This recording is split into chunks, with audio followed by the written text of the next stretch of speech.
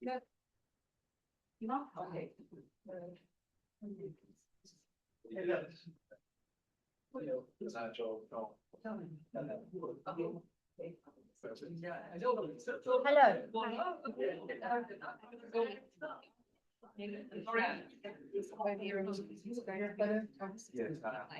Yeah, would it be?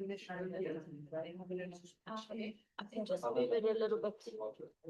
Oh, we like this whole. Oh, he doesn't want to move. Where? Yeah, we can. Yeah, we can just put it on the floor. Sure, that's fine. Just want to quickly say, Alison here in the waiting room. I just want to make sure she comes in.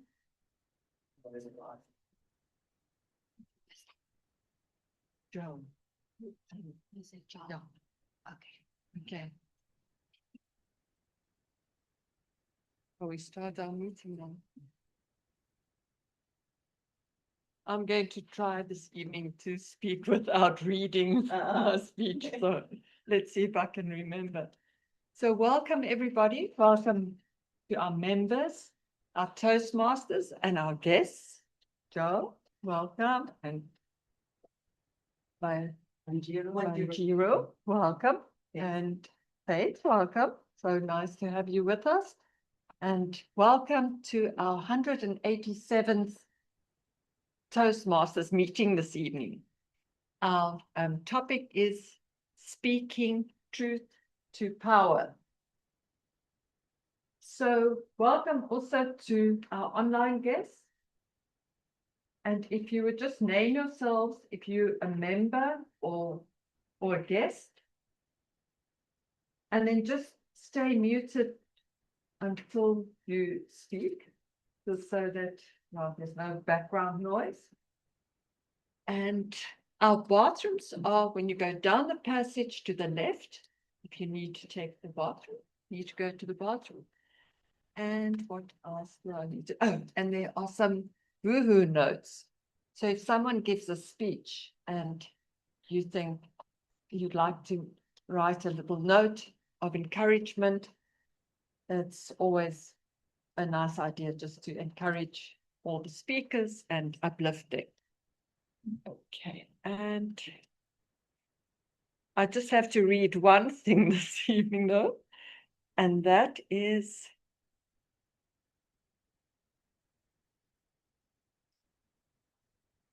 okay, that is the Toastmasters promise.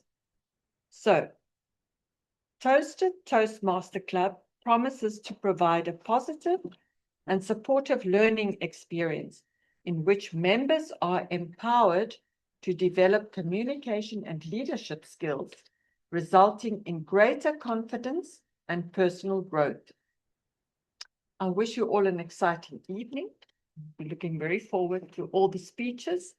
And now I'd hand over to our president, Justine.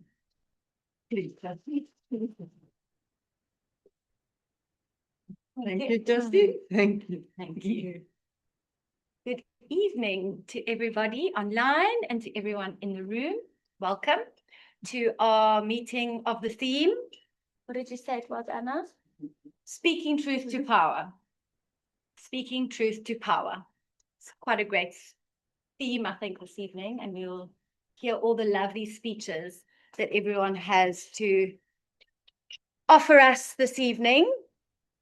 We've got some interesting ones. We've got a wedding speech that's been prepared for a wedding. We've got some out of the back pocket speeches and a speech where someone is doing a speech and they have to do 3 minutes. Is that correct?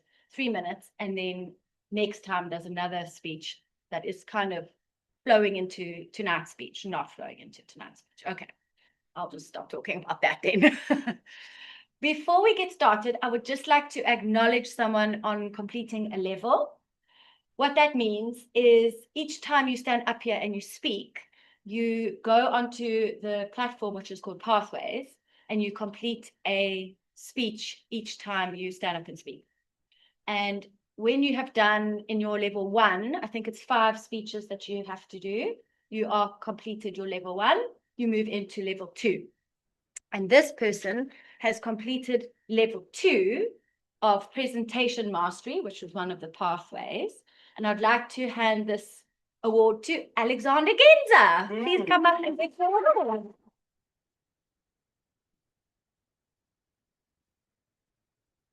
Sorry, I couldn't find it last time, so I had to reprint it. Well done. Thank you, Alex, for reaching your goals. That helps us as a club get more and more points so that we can get beautiful ribbons on our lovely little banner. And speaking of our lovely little banner, thank you, Gabrielle, for sewing this on for us. You're welcome to continue because it looks lovely. Don't have the little safety pins anymore. So thank you very much. Talisha, do you mind being my Zoom lady so I can quickly just check in with everyone? I'm going to start with checking with Alison. Welcome and hello. You are online this evening. What has brought you to Toastmasters? Do you mind turning your camera on so we can see your beautiful face? Oh my goodness. If you don't want to, it's fine. We'll Yeah, listen no, to it's your not able to detect, unfortunately. I'm sorry about Oh, that. okay. It's your lucky day. Yes. Yeah. Alison, Yeah, I think for me it's just about presentation skills and, self-development. And I've always wanted to join, and I was always hesitant because I'm not very good. I'm very shy and an introvert. So yeah, so I thought that this was the better platform to join. amazing. Be And are being you here. in Cape Town or are you somewhere else? I'm in Cape Town. Oh, okay, I'm lovely. in So you'd Cape be Town. able to Yeah. come to an in-person meeting at some stage. Yes, yes, Okay, yes. fabulous. That's lovely. We'd love Thanks. to have you in person. Then you get a real feel for what it's like to stand up and speak in front of Yeah. people. Thank you. Welcome and thank you so much for being with us. Thank you. And just enjoy the evening and listen to the speeches, hear what people have to say. Someone will speak to you and you can take that home with you. So thank you Thank you so much. so much. Thank you. Okay. Thanks, Alison. Must I let you in?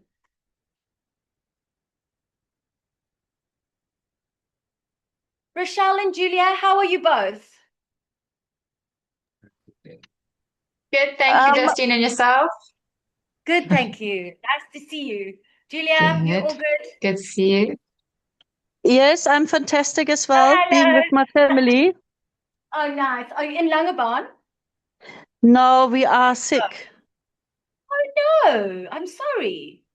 Yes, but we don't have to give a speech about this. So I'm just, I just have a little bit of FOMO, and I just don't want to miss any of the speeches. So I keep myself in the background, and I'm excited to what comes today. So wish everyone a beautiful evening. Amazing. Thanks, Julia. Okay, so I'm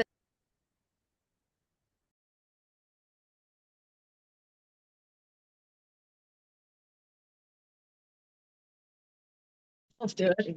Thank you. What am I doing? Okay, can you guys hear us and see us? Online, can you hear me? Oh, wait, I've turned this off. So I'm just presuming you can hear us. Can you give me a thumbs up? Okay, thanks, Rochelle. Hi, Can hear Eugenie. How are you. you? Good, good. Hi, Anna. How are you? Hi, Talisha. I'm just showing you everyone in the room so you can get a great feel for who's who in the Zoom. Hi, Alex. Ready for his speech? Andrea, Quentin, Alex. Sure, I feel like a real little TV presenter over here. Okay, here we have our first guest, Faith. Hi, Faith. Welcome. Thank you. What has brought you to Toastmasters this evening? You don't have to look at the camera, just talk to me. Okay. Now I want to enhance my communication skills and presentation skills because my goal is to do a TED Talk one day. Amazing. Okay. And do you have your topic that you want to speak about For what? for your TED Talk? I think so. Okay. So yeah. It'll Amazing. be about my life and Okay. yeah, it's an inspirational story. Perfect. Yeah. So you can be in Toastmasters, learn how to make that inspirational and get your message across to your audience. Fabulous. Thank you. Great. Well, thank you for being with us this Thank you so evening. much for having me. It's a pleasure. I'll check in with you at the end. Awesome. Wanjiru, hi. Welcome. It's lovely to you. have you. Thank you. What has brought you to Toastmasters this evening? Same thing. Same Just thing. better presentation skills, Okay. personal development. Yeah. I do want to start a podcast at some point, Okay. and I'm scared of the mic, so Yeah. I need to get intimate. Okay. With speaking to people. Exactly. Yeah. One of our members has actually got a podcast, so you need to speak to her. Yeah. Yeah. She's not here this evening, though. Right. Oh, fabulous. Okay. Okay. So another TED Talk podcast all happening. You. Well, welcome. Thanks for being with us. Hello, good girl. Welcome back. Nice to see you. Yeah. Did you have a good holiday? I did. Okay, Good to good. meet you. Yeah, we missed you. Is this a friend you've brought here? Hi, Joel. Nice to meet you. Yeah, nice to be here tonight. Yeah, welcome. Yeah. Have you been dragged kicking and screaming? No, Okay. I chatted with Gunther at a dinner the other night. Okay. He mentioned that he'd been coming here and it's been helping him a lot. And I think Toastmasters has been something that I've heard about since high school and like something that I've always wanted to do. Amazing. But yeah, just to improve like general like speaking on stages and that sort of stuff. Yeah. Okay. So you're joining the TED Talks and the podcast. One day. Okay, great. Well, thank you for being with us. Thanks for having me. Pleasure. Hey, Gabrielle, our Toastmaster of the evening. Hello, welcome. I'm very well. Oh, good. I'm so glad. Okay, I'm going to hand this back to Talisha. Thanks, Talisha.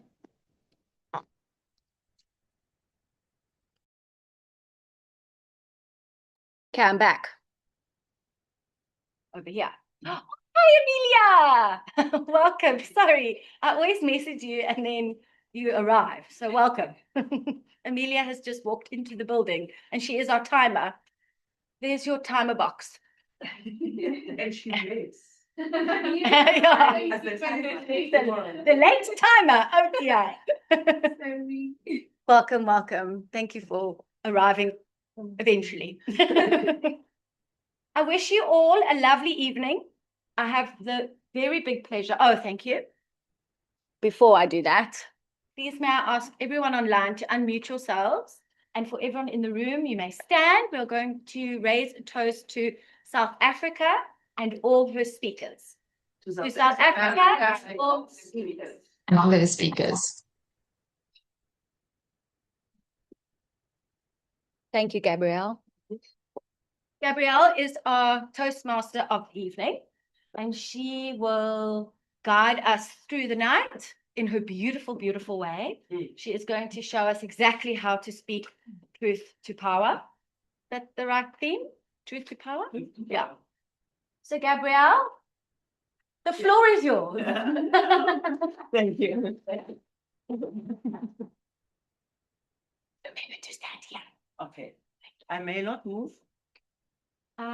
Okay. Any case, let me start.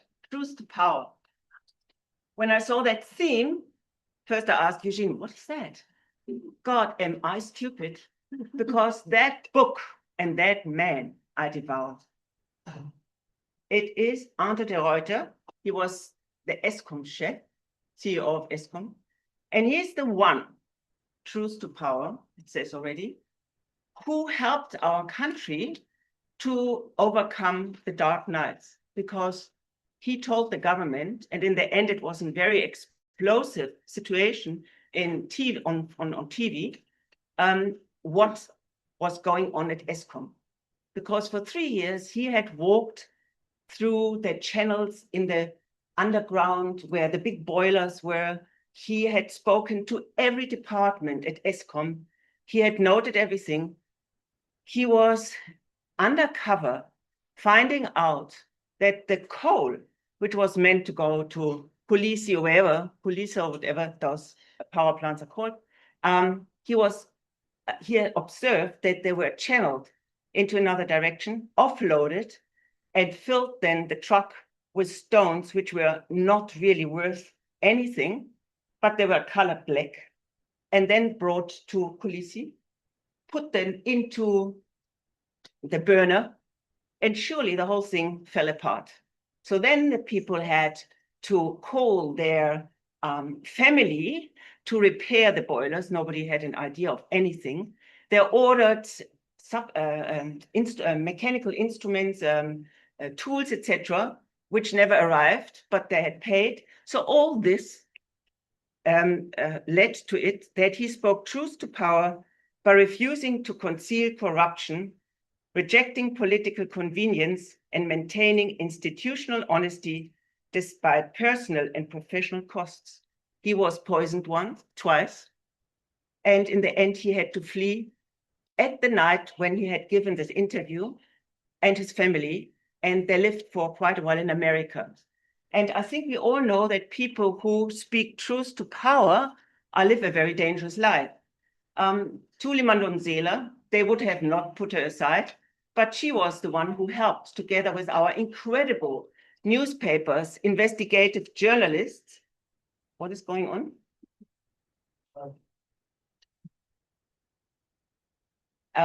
Helped with the help of our incredible investigative journalists from Amabungane and Daily Maverick, and to uncover the whole Zuma story. And I must say, in this country are really leading lights of how to bring truth to power. Now, one leading light we all know, and who has brought truth to power, I think has been an example worldwide, has been Nelson Mandela.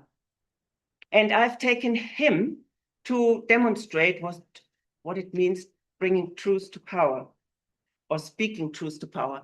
And will you please tell me when my 10 minutes are over? Because when I studied this, I tell you, I got lost in it. I actually made such lists because there's another guy, his name is Alexei Navalny. Maybe you have heard of him. He got killed in the end in Russia, but he had left the country because they tried to poison him as well. He lived in Germany and he returned and was immediately, how can I say, almost executed. But okay, we stay with Nelson Mandela. And I would like to, because of him and because being such a symbol of speaking truth to power, bring a couple of significant points what it was that he did. Maybe you all remember, but I didn't. And I worked with my husband through all of that. And at each chapter, we said, are you doing that? And we had to admit, it was like a marriage council. We had to admit how many times we are not speaking truth to power and how many times we're ducking and diving. So Nelson Mandela, speaking truth to power, means telling the truth clearly and publicly to those who have the authority to punish you, and accepting the consequences without hatred or retreat. It's about integrity over approval. Nelson Mandela is one of history's cleanest and clearest examples of this moral act. Truth spoken when silent was safer. Mandela openly named apartheid as unjust and immoral, when silence or compromise could have shortened his imprisonment. He refused to dilute the truth to make it acceptable to those in power. The moral lesson: truth loses its meaning when adjusted to comfort. And I think at each of those, ask yourself, has that anything to do with my life as well? Refusal to trade truth for freedom. And I thought of Navalny.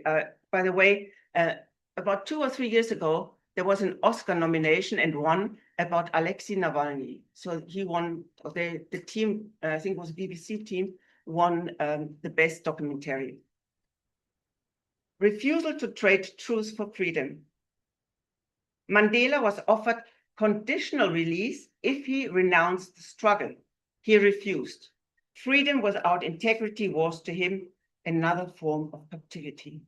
The moral lesson: speaking truth to power means rejecting bargains that require moral surrender. Acceptance of consequences. At the Rivonia trial, Mandela addressed judges who could sentence him to death. He ended his statement with words that defined moral courage. Courage, thank you. He said, during my lifetime, I have dedicated myself to this struggle of the African people. I have fought against white domination and I have fought against black domination. I've cherished the ideal of a democratic and free society in which all persons live together in harmony and with equal opportunities. It is an ideal which I hope to live for and to achieve.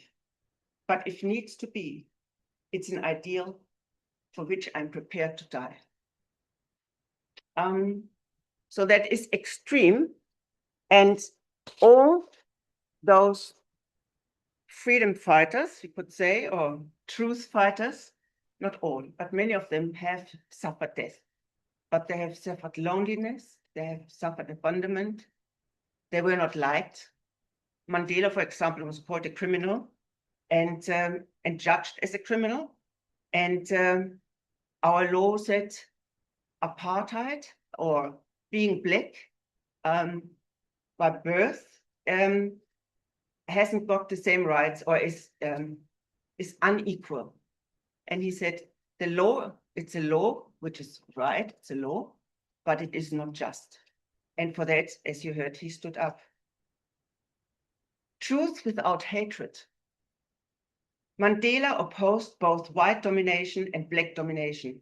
He criticized systems of injustice without dehumanizing those who enforced them. Moral lesson: moral authority collapses when truth becomes vengeance. How does my time look? 4 minutes. I still have 4 minutes. Fantastic. Okay. Let's keep, because this is now my chance to shower you with truth, truth to power. Discipline as resistance. During 27 years of imprisonment, Mandela practiced restraint and self-control.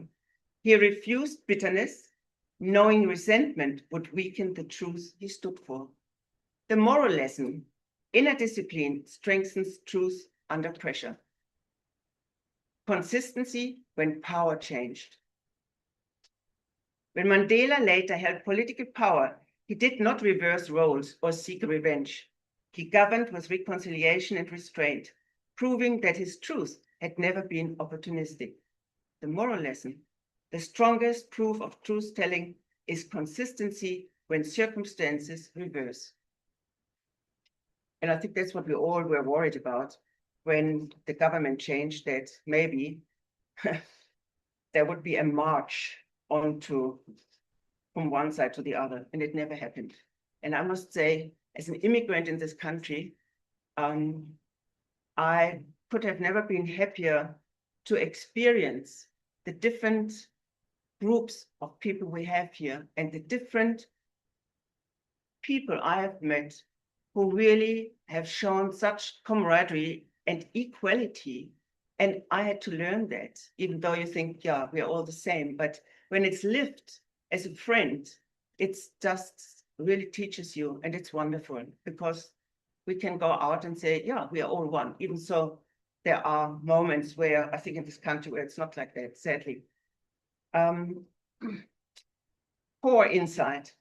Mandela showed that speaking truth to power is not a single speech or moment, but a lifelong alignment between conscience and action.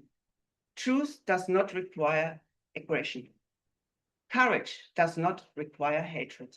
And power is ethical only when restrained by conscience. And that is to start off our evening of Truth to Power. And I would like now to introduce our program. We have, and that is for our guests, everybody of our members is asked to take a role. Some people are evaluators, some people are speakers, some people are timers, etc. So we are not coming here to have an entertaining as such and lecturing. We're here, everybody, to learn to speak publicly and to overcome our fear. And it is a very safe environment and a loving environment where we learn that. And I would like now to tell you that our program would be as that I first introduced to you the different roles. And each of the role players will come forward and tell what their role is. And then later I will ask them about what they have done, what is the result. So may I ask, the first one is our timekeeper, Emilia, will you please come forward and describe your role?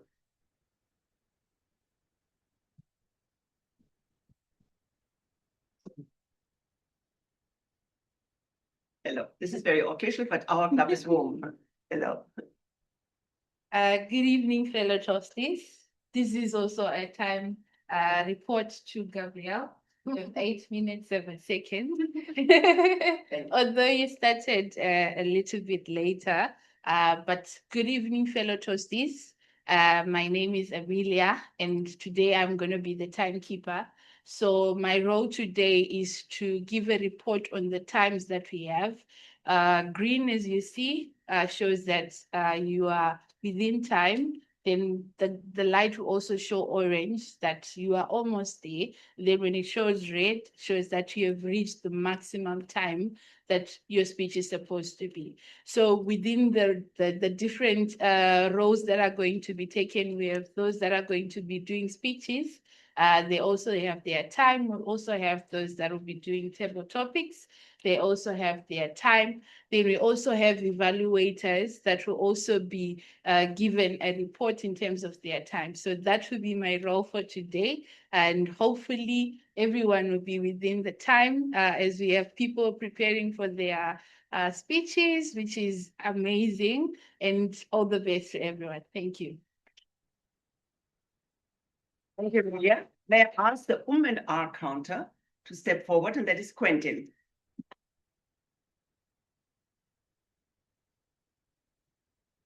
Quentin, please tell us what your very responsible role is. Yes, thank you, Richard. Good evening, Madam Toastmasters, fellow Toastmasters, and guests.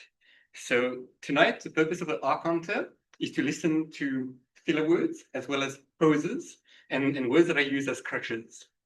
So during the meeting, I will be listening for these overused words, such as well, but, so, you know, as well as words that are repeated. I will also listen for filler sounds, such as and and also, as I mentioned earlier, the repeated words like I, or these kind of things. That's one. And at the end of the meeting, I will repeat the number of occurrences that I've heard for each of these items. Thank you very much. Thank you. I must add something there. For me, the word like, it's like, we all say that. It is not in our program, but it's one of the biggest filler words, because with and R or so, but like. So, I don't like it. Good. Now I would like to introduce. No, you would like. I would like to introduce now our evaluators, and we have three different grammarians. The grammarian is Delisha Moodley. Please welcome and warm welcome to Delisha. Hello. And Delisha is part of the expo. So we are a very secret community organizing and pulling new people into our club and then hammering them to learn something. But Delisha is part of the expo. Delisha, over to you. Thank you, Gabrielle. Very short notice as well, but for the exco, I mean. Good evening, fellow Toasties. Welcome guests and everyone online. Today I'll be the grammarian. So the role of the grammarian has two parts. The first is to choose the word of the day. And today's word of the day is authentic. This means of undisputed origin and not a copy, genuine, real, and true. So very much aligned with our theme for today. Used in a sentence, I would say you could use it as an adjective. An example of this is Oprah said, "I had no idea that being your authentic self could have made me as rich as I am. If I had known, would have done it a lot earlier." And during the meeting, you'll see some of us clicking. If someone says the word, that's just something that our club likes to do. So if you do hear someone say the word, you can just click if you'd like. So the second part of the grammarian is, sorry, the second job of the grammarian is to listen intently for great uses of language and grammar, as well as identify opportunities where better words could have been used. So I will come back in the second half to give my point. Thank you.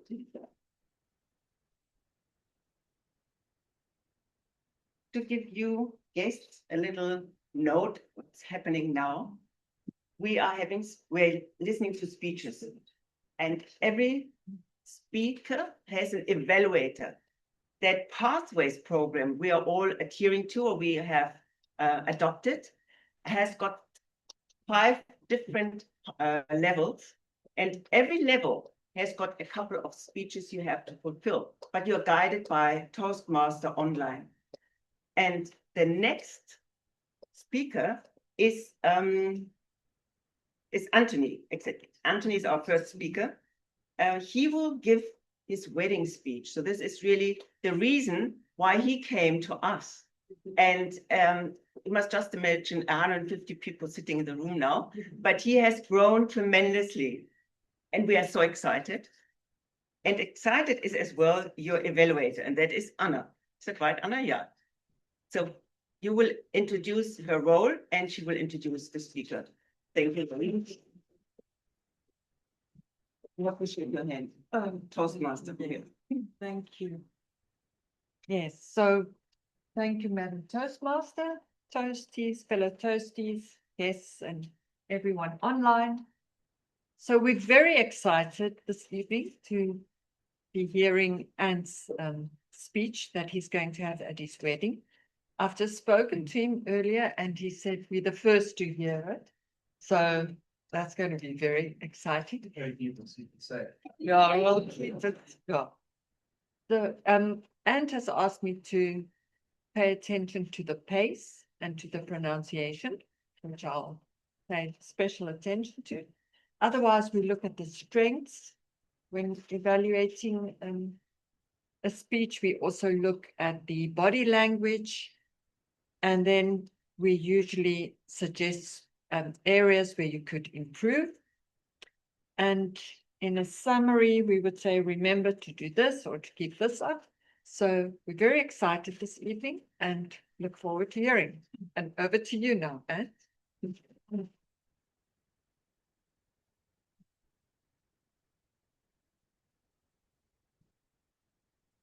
And I use this. Sorry. Trying to create the mood, create the desire. We need some candles, some bubbles.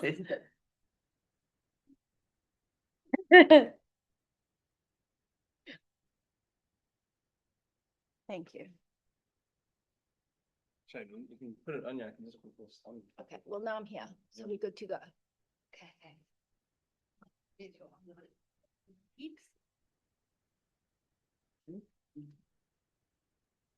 Spaghetti junction here.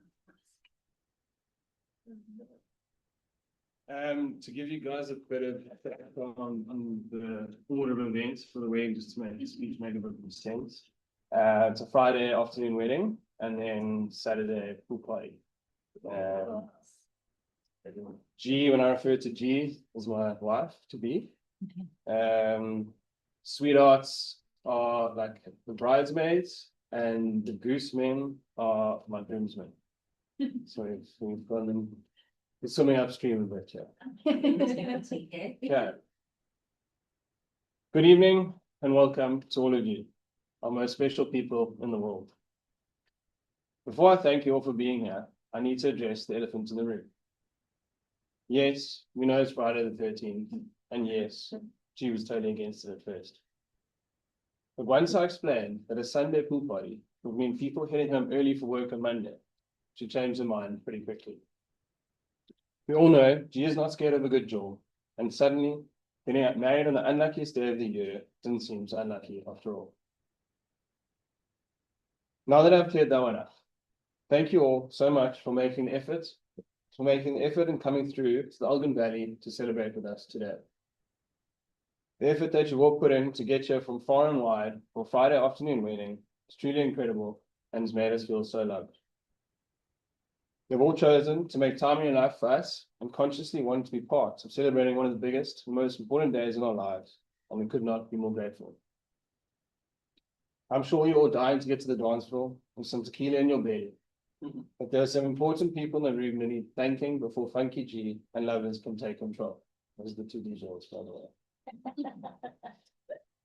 Firstly, a big thank you to our MCs, Mac Attack and Nate Puck, for taking control and keeping the vibes on point today. We know how much time and effort you put into the planning of today's duties, and we love you both big time. Special thanks to Tom for celebrating his birthday with us today, but please expect an itemized bill on Monday for your party.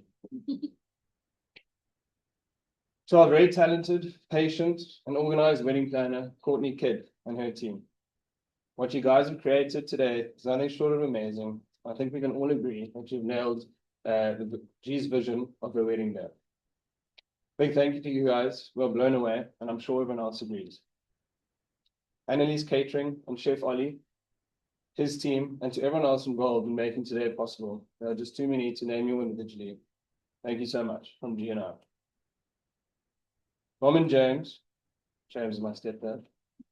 Growing up where we're all sitting today was genuinely the most incredible upbringing any child could ask for. The memories I have of this farm, garden, and home are endless. From climbing trees, riding motorbikes, having relay races up and down the lawn, and playing games in the garden with Steph, Mike, and Nick. It truly was the kind of childhood I'd love to give our kids one day. Getting married to the love of my life on the same driveway I grazed my bum on more times than Mark Erie and James Wilburn have told tonight, usually while trying to show off on the motorbike, something incredibly special to me. And to top it off, the fact that this farm has now become home for G2 makes it even more meaningful. Mom, you look absolutely amazing tonight. You are the perfect definition of a mother, and I could not be more happy and proud to call you my mom. You have always put us kids first, and we love you for that. James, thank you for being the best stepdad out there. You have always treated Steph and myself like your own kids, and we could not be more grateful for that. We want to thank you both for your very generous contribution to today and for opening up your home to everyone who means so much to us. All the work and effort in getting the garden and house looking the way it does today has not gone unnoticed, and we are very, very grateful for all you have done to make today as amazing as it is. Dad and John, from playing Sharky in the pool until our eyes turned red from the taurine, endless games of cricket in the garden, steak braais almost every night, and our weekend trips to Clanwilliam Dam. Those moments will always hold a very special place in my heart, and I'm so grateful to have been able to create these memories together. You then had to deal with me at the start of my Cape Town life and the dreaded teens when coming to live with you in grade 8. Although, now that I think about it, I'm honestly not sure who got it worse between the dreaded teens and dealing with James, St. Paul, and I as kids on the farm. But alas, we all made it here in one piece. Dad, working with you and learning the ropes of the business world from you over the past 5 years has been incredible. We've had very few arguments or disagreements, which I'm sure is pretty rare in any father-son working relationship, and something I value very deeply. Thank you. I've genuinely loved every minute of it. John, knowing how much G and I love food, we want to thank you so much for your constant effort to always make the most delicious food when you come to visit or go away together. It does not go unnoticed. Thank you both so much for your very generous contributions to today, and John for the beautiful cake. Mom, Dad, James, and John, I cannot thank you enough for the love and life you have given me up until this point, and no doubt will continue to give G and I in the next chapter of our lives.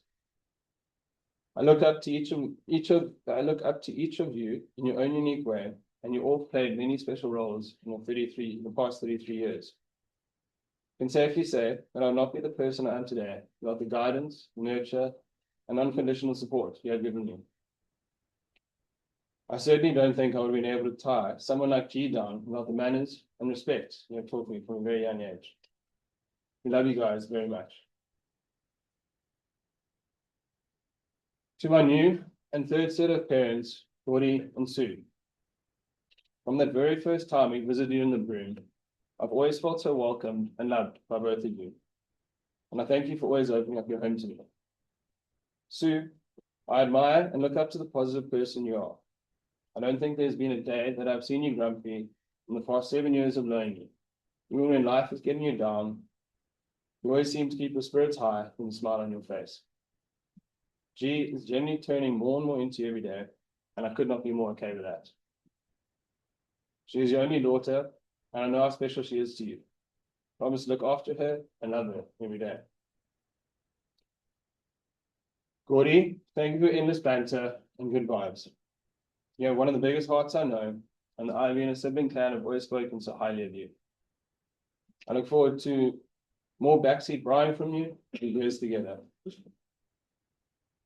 Thank you for everything you guys have done and for your very generous contribution towards today and towards making this weekend possible. We love you both very much. Can we all please raise a glass to our parents? Cheers. Last, but definitely not least, can we all please raise a glass to the big man upstairs, Salvatore Iovino, G's late father. You left this world way too early, but you're here today, and all the Italian songs remind us of you. And I'm confident you're watching over us with a huge smile on your face at how beautiful your daughter looks today, and hopefully in their choice of husband. I've heard so many wonderful stories about you, and I look forward to meeting you one day. To my two baby sisters, Steph and Jess, who continue to excel and outperform all the males in the family with their academic achievements. We just want to thank you for being you and for your kind blessing today. We cannot wait for the life ahead we have to share, and we love you guys lots. To my new brothers, George and Rick, thank you for your special words of advice and wisdom during the ceremony. Harry, thank you for officially blessing and marrying us today. We know it is an easy task, and we appreciate all the thought and effort gone into making it so special. G looks up to all of you immensely, and you can all be proud of the brothers you are to her. I look forward to the family holidays together. We're no doubt going to share. Love you guys. Lastly, to Gertie and Charlene, Gertie and Charlene have been part of my life for a very long time since I was at the house. Lastly, to Gertie and Charlene, who have played a part in my life for as long as I can remember. Thank you so much for all you have done for me growing up from the tender age of 5 years old. You played a part in shaping the person I am today and saved me from getting into a lot more trouble than I did. Thank you so much. While G and I did not go the conventional route of having groomsmen and bridesmaids, keeping guard of us at the altar, there are 16 individuals in the crowd who deserve a special mention.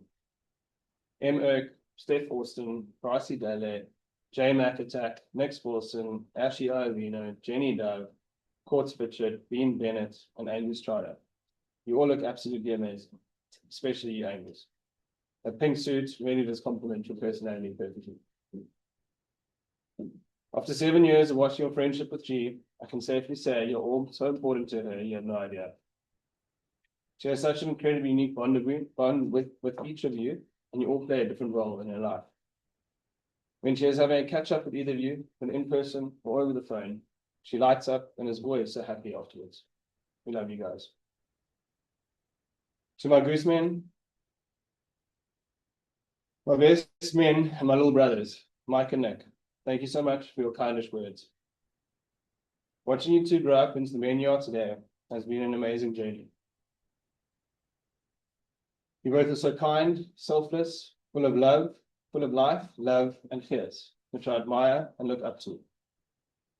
I love how similar our interests are and how much better I am in golf than both of you.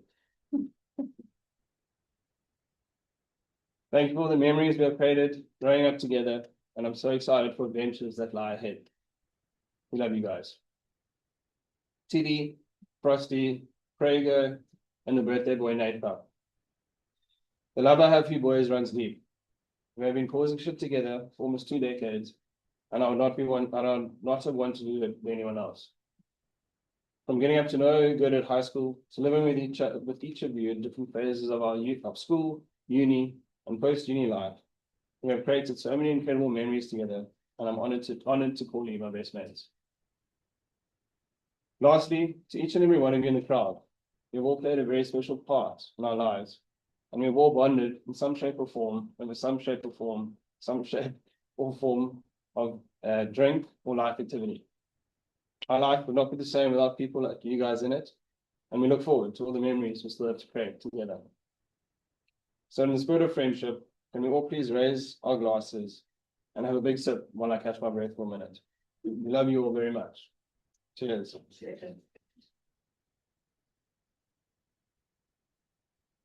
It was a sub-zero bluebird day in Aspen, Colorado.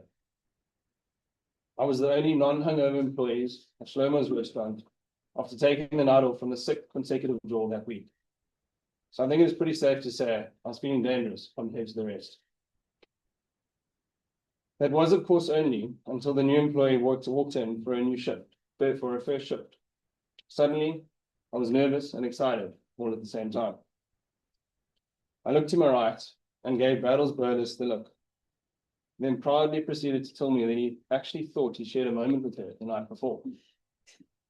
I looked him dead in the eyes and I told him it was game on. My Faiki, my wife, you look absolutely incredible and like a dream come true today. I guess it is true what they say, dynamite really does come in small packages. I just want to start by showing my appreciation for you for creating this incredible evening. You had a very clear vision of what you wanted, and I'm sure everyone else agrees with me that it is perfect. I can't tell you how nervous I was to be standing here making this speech, but how unbelievably happy I am at the same time, as it means I'm able to call you my wife and partner in crime for eternity. The past 7.5 years of being together have been a true journey. We have traveled and eaten our way through 10 countries, learned from each other, grown older and wiser, both individually and together as a team. Watching you navigate life with a constant positive attitude is inspiring. I genuinely can't remember a day where I've seen you grumpy or cross with anyone, unless of course you're a telecom spam caller who quickly find out they phoned the wrong person. After only a year and 2 months, you have single-handedly built your dream business, Everyday Athletic, into the epic brand it is today. I'm so proud of you for what you have achieved and feel so much pride when running down the prom and seeing someone running in your kit. My folks, I can confidently say that through being with you, I've really learned what love is and been amazed at how it continues to deepen throughout our time together. You make it so easy to love you. I appreciate your love for me, look up to, admire, and I'm so proud of the person you are and to be able to call you my wife.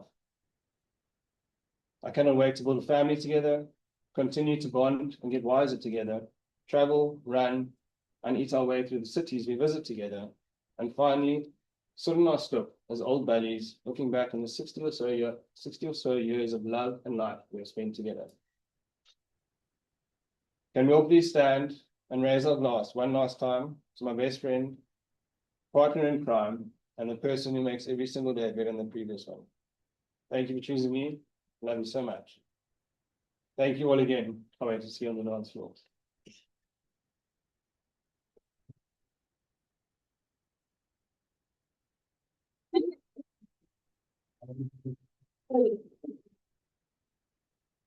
Oh, Anthony, there is no time for the Toastmaster to respond there.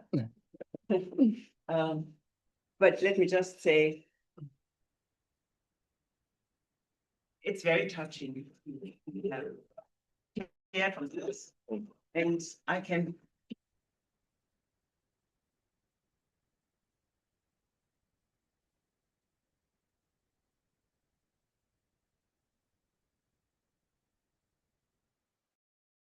since we know you, you have that man who speaks from the heart. Sometimes not too much, but this was enough to let us know how wonderful, special, loving, caring, and life expansioning this new step is for you. All the best. Cheers.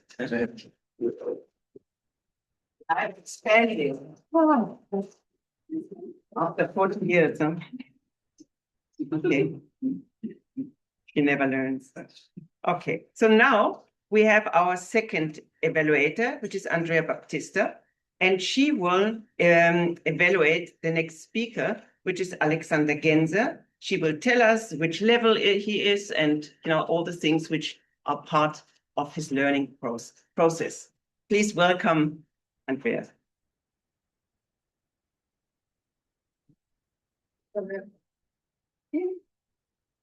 Good evening, ladies and gentlemen, Toastmasters and guests. I have the pleasure in introducing Alexander Genzer, who is on level 3 presentation mastery, and he is on his speech number 2, which is a social speech. Now, I wasn't quite sure on Toastmasters what that was all about because I haven't gotten to level 3 yet, but I had to do a quick Google search, and it's a short speech, and it's basically a speech that you would possibly give at an event or a celebration, and it is quite controlled and it's quite short, so you need to get your emotion across and be quite able to communicate with the audience in a short space of time and in an effective way. So I'm looking forward to it. I've heard Alexander speak for 7 minutes many times, and you have been, as always, authentic. And I think if you are authentic going forward, even for your 3-minute speech, I think that will come across really, really well. So Alex Genzer for his social speech.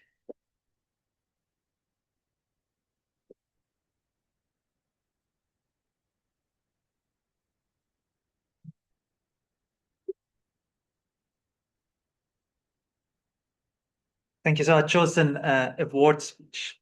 That's the topic.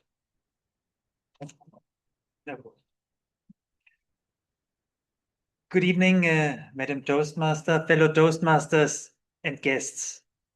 It's both an honor and a privilege to stand before you tonight at the My Mentor Award ceremony, an occasion that celebrates the profound impact of mentorship on our journey to become a better speaker at Toastmasters.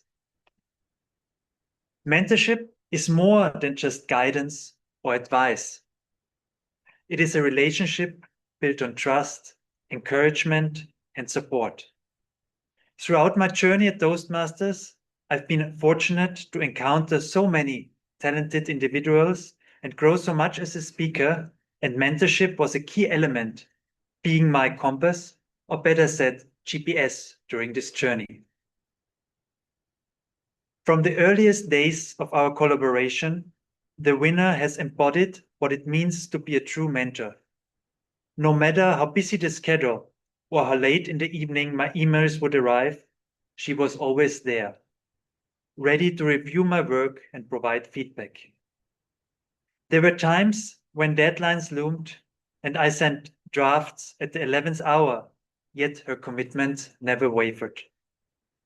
Her responses would come in the form of WhatsApp voice messages, thoughtful and thorough, ensuring I felt supported and understood.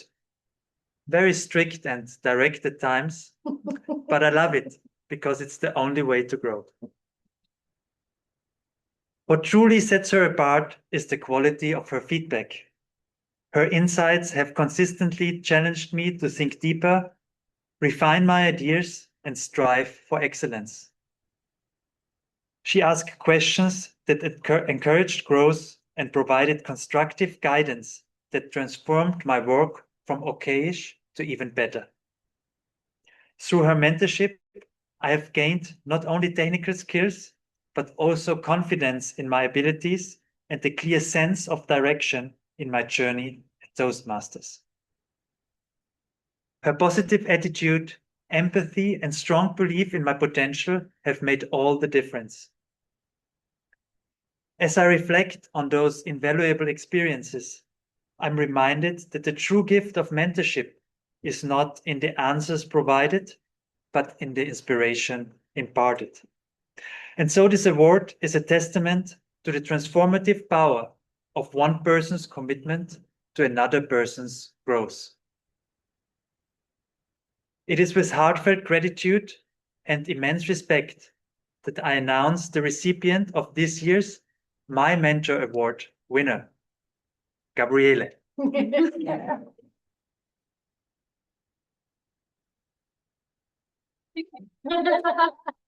Oh, wow.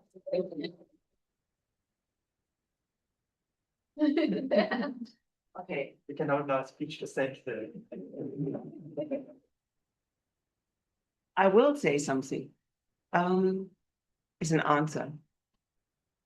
Alex, from the moment we met, we knew we like each other, and I was honored to be your mentor. But I didn't know with whom I had to do. I mean, I liked you as a guy, but when I heard where you come from, what is your background, what has your career path been, then I thought, it's actually, am I the right person? Because I was a little bit overwhelmed to be under-equipped to help a man like you go further. And by your reaction, because you are a kind man and a warm person and understanding, you helped me to fulfill my role. And as I've said a couple of times, sorry, Alex, I'm very direct, but otherwise we don't learn. And you have taken it each time with grace and said it's okay. And I thank you as well for holding that space for me to grow as a mentor. Because each time I looked at your speeches, I had to take the book out from Verity and really go in there. And by that, I could grow as well. So from whom you are and allowed me to bring that in, I think we both benefited very much. And I am super proud what a speaker you are, because you hear it each time. He is just wonderful. Hey! Wonderful. And so authentic, huh? So authentic. Wow, look at this here. This is, those things don't happen every day. Huh? I mean, and Alex, everybody knows you in the family as well. I mean, my husband mainly, when I say, what do you say to that? And when it was Licky Lauda, we all went into Google and looked, and he said, but he was operated in Mannheim. He was not la la la. Yeah? And so we live with your speeches. And that is, you see how far it goes. Wonderful. Thank you. Thank you. It really comes with so much love. Thank you. We have the next third evaluator is Gunther, not Michaela, which it says in the program. And Gunther, will you please come forward and tell us about the next speech, which will be Roger Major, and all the things you know about it. Thank you. Firstly, I do want to apologize. I think my voice is a bit hoarse. I have been fighting a bit of a cold, but I'm very excited to hear Roger's speech. The last time I was here, and I also have to apologize, I haven't been here for a while, but the last time I was here was Roger's speech when he spoke about him going to, or offering the trip to Sao Paulo. And there was a lot of back and forth between Michaela and everyone else, and that was really memorable. So I'm very excited to hear Roger's speech this evening. It's level 4 speech 2, and it's titled German U-boats visit Cape Town. Roger, I haven't had the opportunity to speak to you yet about it, but from the speeches I have heard you given, they're very authentic, they're very real, and your addition into this club has been very life-giving, and it's been very cool to have you part of our family. So we're very excited to hear what you're going to be saying this evening.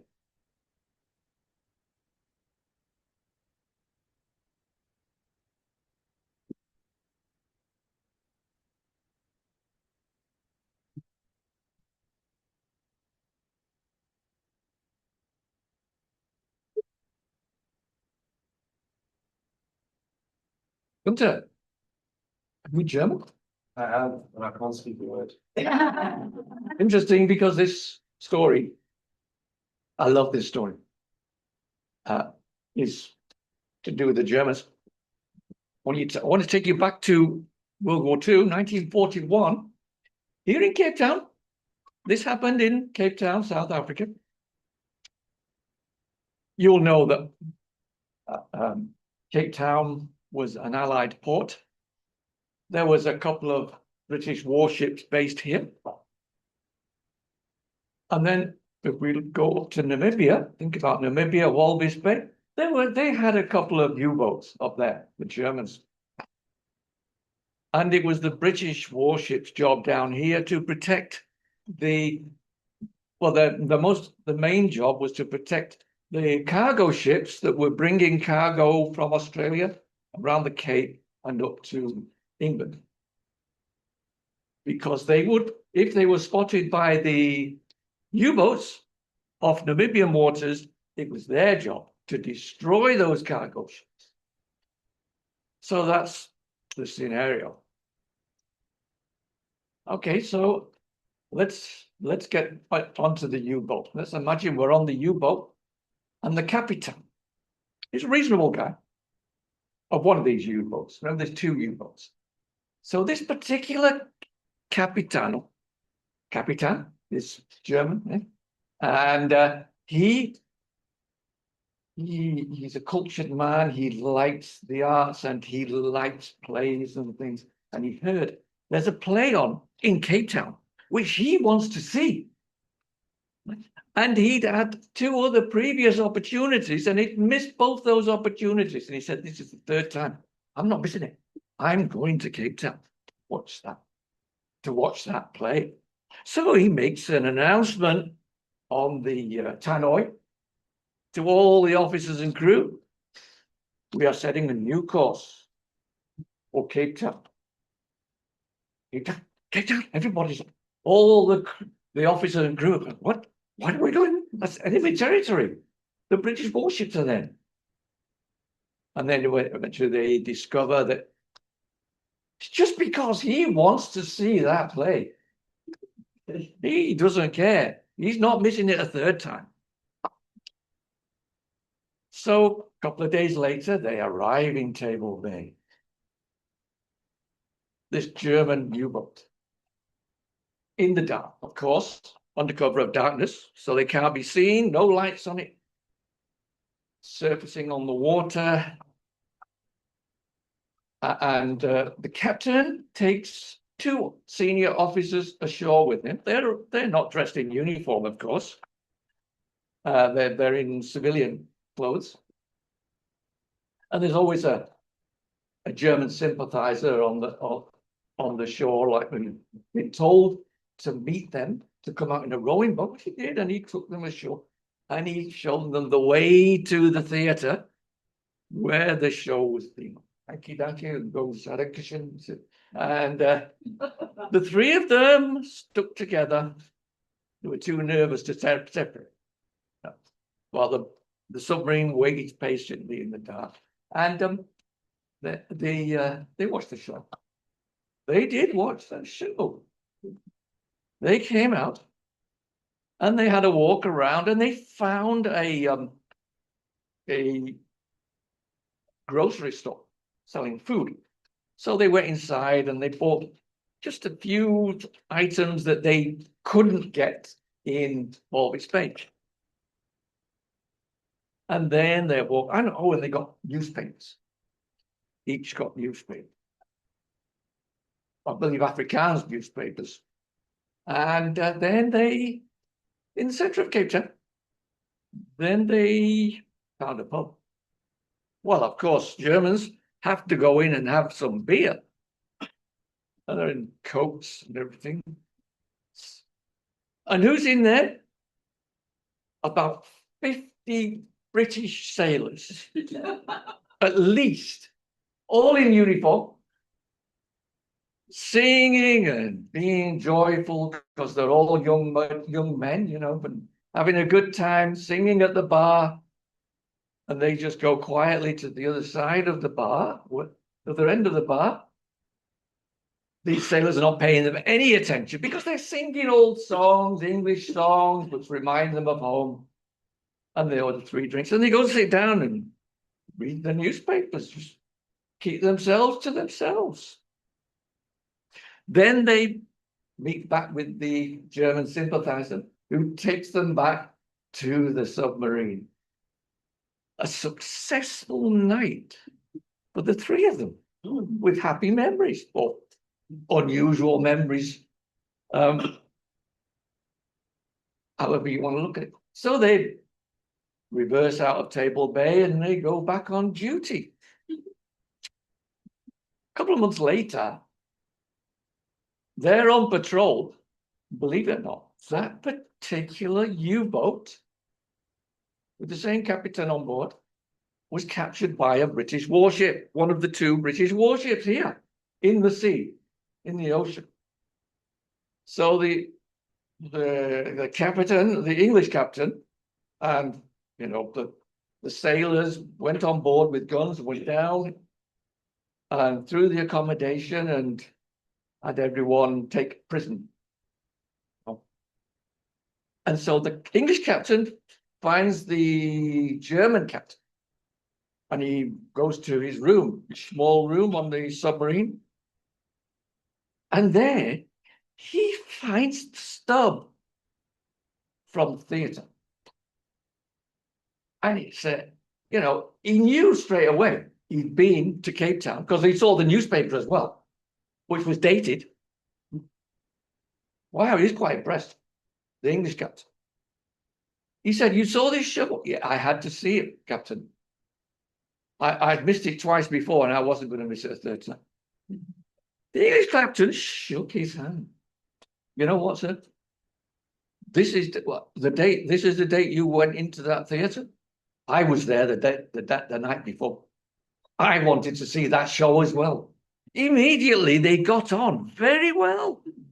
The English captain and the German captain, and they were having a long, friendly chat while everybody else was herded up with the guns and taken on board the warship. And then said, "Come on up, you've got to go and be prisoner now with the, unfortunately." He said, "Look, don't eat with your crew, the German crew. I want you to eat with me in the captain's quarters on the ship, on our ship." And he insisted. And the Capitan said, "Well, yes, well, why not? But I would really like that." "Yes, and don't forget your newspaper. Come on, we're going to sink this now, so that they can't come out from Rollways Bay and take it back and use it again." That's what they would do. They would sink it, so it can't be used again. And well, of course, then the warship goes back to Cape Town, and many of them were, they were all, well, they would have dinner together every night and talk about their families. They'd really get to know each other. But it's only 2 or 3 days sailing from Namibia to here on a ship. So, well, it's not like it's a long time every night, when I say every night. But he insisted that the captain was well taken care. And, right to the end, and when they were separated, they saluted each other. And they never saw each other again. That was the sad part. They had so many good memories of each other. They would show photographs of their family. This is my family in Dortmund or wherever. And the English captain was, "This is my family outside London." Really had fond memories of each other. But the story goes that they never stayed in contact. But he had to be moved then, the captain. But the English captain made sure that he was well taken care of. That's one interesting story of World War II, because I'm an enthusiast on World War II. I've got a few other stories, but that's tonight's story. Thank you.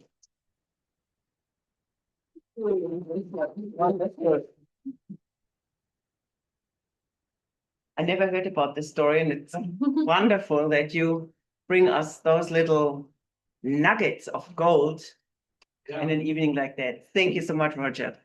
We come now to a very nice part of the evening as well, which is connecting with each other, and that is over dinner. We have got half an hour time. I would think, just because I like round Are the times coming? Thank you. Ah, yeah, okay, sorry. Emilia has to give us the times for the speeches. Thank you so much, Gabrielle, and thank you to all the speakers. I really wanted to stop the timer that please, can you stop? These are interesting speeches that we are receiving today. So in terms of the time, and you were 15 minutes, 3 seconds. As the groom, you are free. You can have 30 minutes more in terms of the time. Alexandra, you were quite on point, 3 minutes, 9 seconds. Roger, it was 9 minutes, 49 seconds. Thank you. Thank you. All learning. Thank you to the timekeeper. And now dinner. We have half an hour. What? One. Okay. I have in German you say soufflöse. What is it when somebody for the role you play gives you the little clue? In English, what is that in English? In German, soufflöse, that somebody speaks on stage and she's sitting down there and then she's next act. Okay, next act is food, and the hotel asked us to please only use 1 plate of food. I mean, don't have two, no. I mean, don't shuffle like 2 portions on. For everybody is 1 plate of food, and if something is left, then we can go for a second helping. But it's meant to be just 1 helping. We meet again at 8 o'clock, and I wish you happy networking. Thank you. Welcome back. Hope you enjoyed the meals. Oh, sorry. Fine. Okay. Welcome back, everybody. Everybody online, welcome back. Laptop cameras off. And we hope you had a lovely meal. And we're going to listen to some evaluations now, and let's see how the evening progresses. Over to you, Gabriella. Yeah, thank you. Thank you. First we have one of the exciting parts of every evening is called table topics, where there is a table topics master, which in this case is Rochelle. Hello, Rochelle. And she will call up volunteers who are given a little theme, and then you have got a certain time. Rochelle will explain how it works to speak out of the cuff or off the cuff. It's called impromptu. We are always excited what the table topics master will show or offer us, and we are very excited to hear our members and maybe our guests to speak this evening. Over to you, Rochelle. Thank you, Gabrielle. So in light of today's or tonight's theme, Speaking Truth to Power, I've decided to include questions that support our theme of the evening to get our brains going and to help us feel comfortable with being our authentic selves. Good evening, Madam Toastmaster, fellow Toastmasters, and valued guests.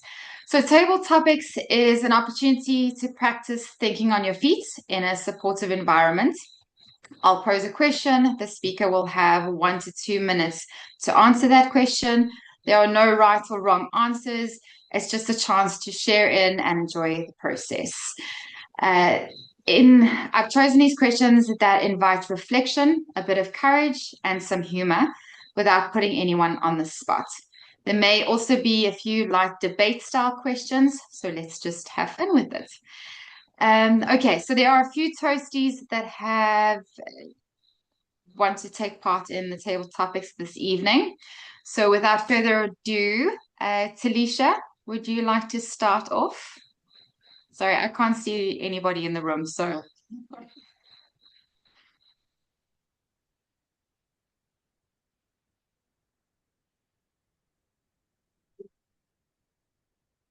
Can you see me? Oh yeah, you can. Oh, there we go. I can see you. I couldn't share you for a moment, Alicia. Okay, yeah, I'm here. Okay. Oh, fantastic. Okay, so you have an option of choosing a debate style question or an individual question. Which one would you like?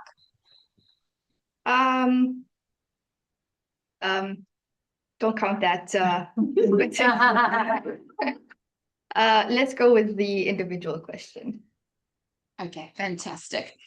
All right. Think of a time when you disagreed with a rule, a decision, or an expectation.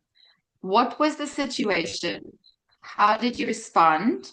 And what did you learn from it? Can you repeat that again, please? Sure. Sure. Think of a time when you disagreed with a rule, a decision, or an expectation. What was the situation? How did you respond? And what did you learn from it? Okay, so in keeping with our theme of today, which is truth to power, I would say the one instance where I can think of right now where I disagreed with a expectation is during my time growing up when I was in Durban. So I was expected to get all A's and get a good degree, go to university. And I did that, but where I defy the expectations is after that.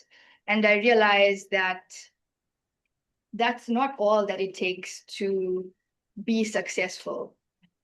And I was not being true to my authentic self. So what I learned from this situation, or how I defied it, is I went a completely different route. I quit my job and decided to figure out what exactly it is I want to do. So that was, in a way, how I defied the expectation. And what I learned from it is that I really don't know anything about anything, despite what people might say.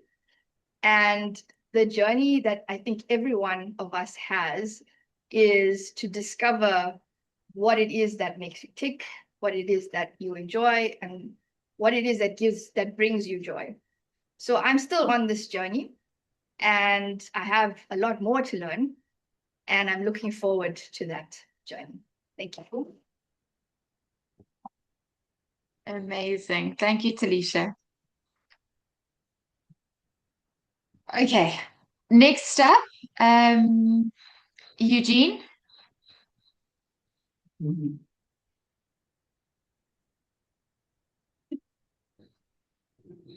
Hi, Michelle. Hey, Eugene.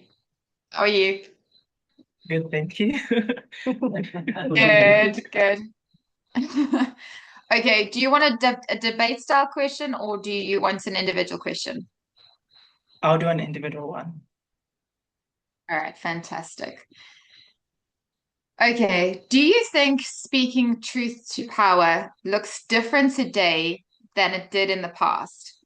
What has changed and what has stayed the same?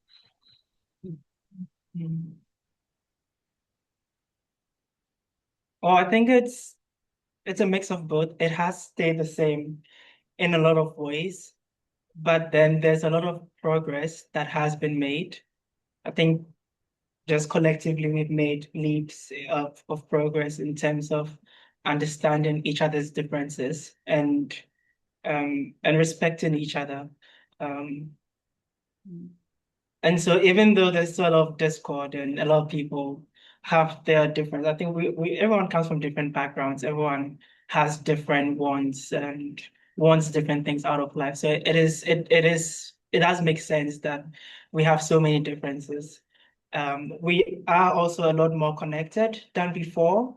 And so with that, a lot of I keep saying the word differences. I can't find another word. I can't find a synonym to use, but other differences that we have are more apparent to us. And so it does feel like there is a lot more fighting against each other. But then I was listening to a podcast recently with Tony Robbins, and he was saying it does feel right now because we have access to the news, we know what's going on in all parts of the world. It does feel like it is a more striving time, that there is like oh my God, the world is ending because everyone is so hateful to each other. But it's kind of always been that way because we are all different. And so, yeah, the answer is it's a mix. It's sort of stay the same, but it feels more heightened because we are connected and because we have access to all of the news that we have access to. But then it's all good. We're all different, and as long as we respect each other, and are committed to being responsible humans and accepting each other's differences, then yeah, it is all good. Thanks. Amazing. Thank you so much, Eugene. All righty. Who else would like to? Roger, would you like to participate in table topics?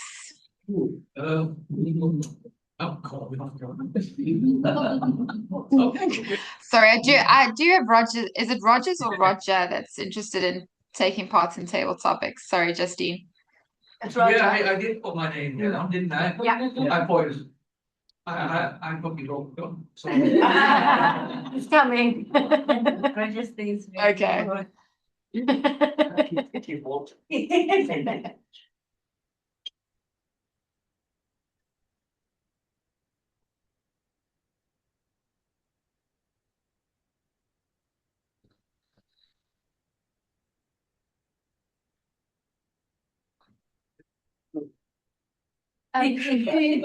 Roger, come and have a look at her here on the screen. Oh, sorry. Yeah. You're there. Yeah. I'm here. Hi, Roger. Okay, would you like a debate style question or would you like an individual question? Let's try debate. Okay. Fantastic. Okay, well then we're going to have to find you an opponent. Maybe Quentin, if he would like to go up against you. Good.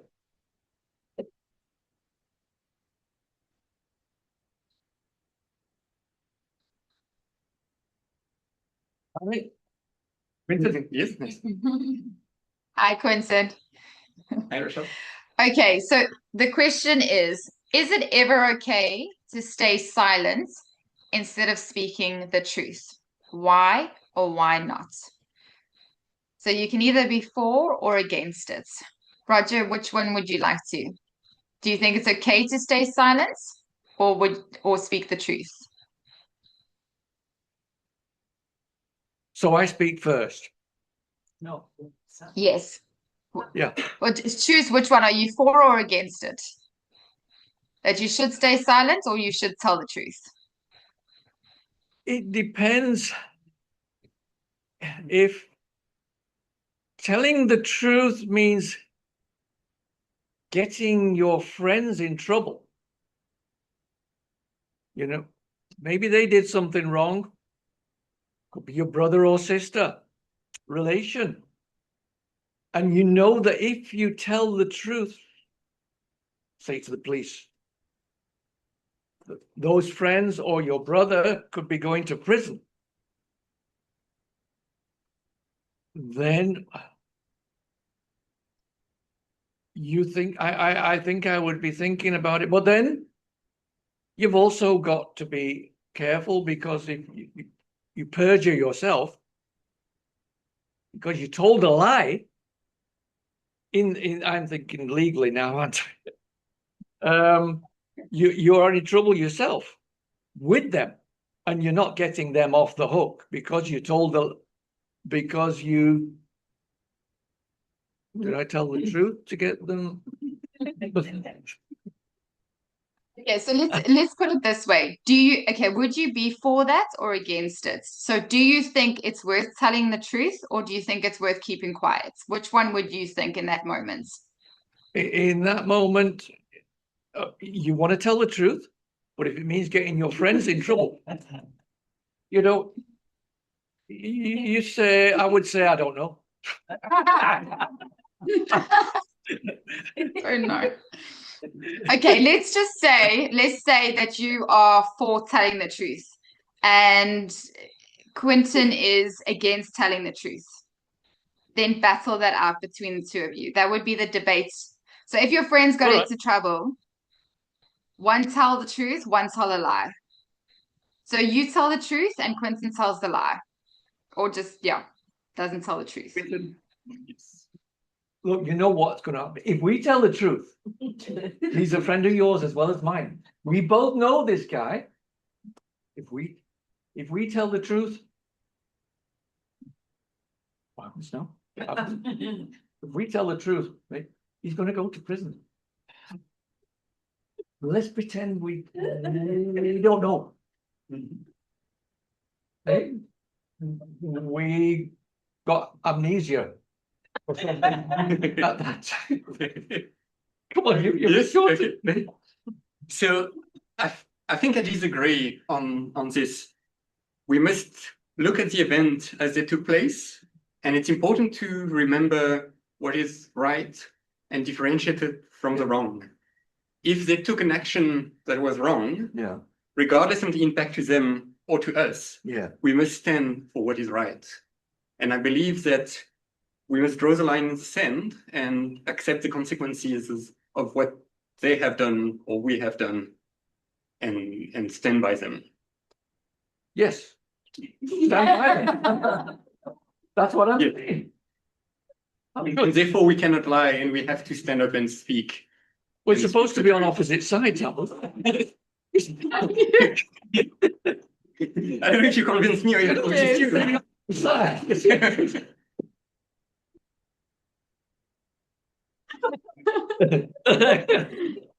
Right. All right. Yeah, because otherwise they're going to go to prison.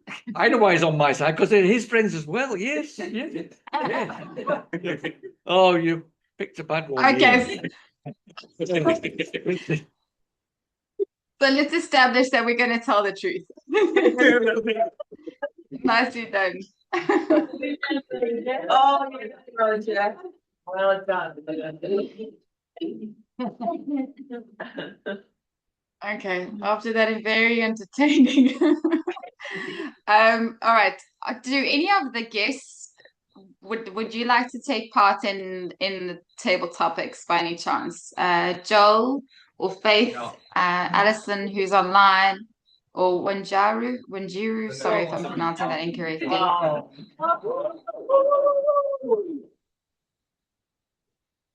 Who's coming up? Yeah. How's it going? Hi, Joel. Okay. Let me have a look.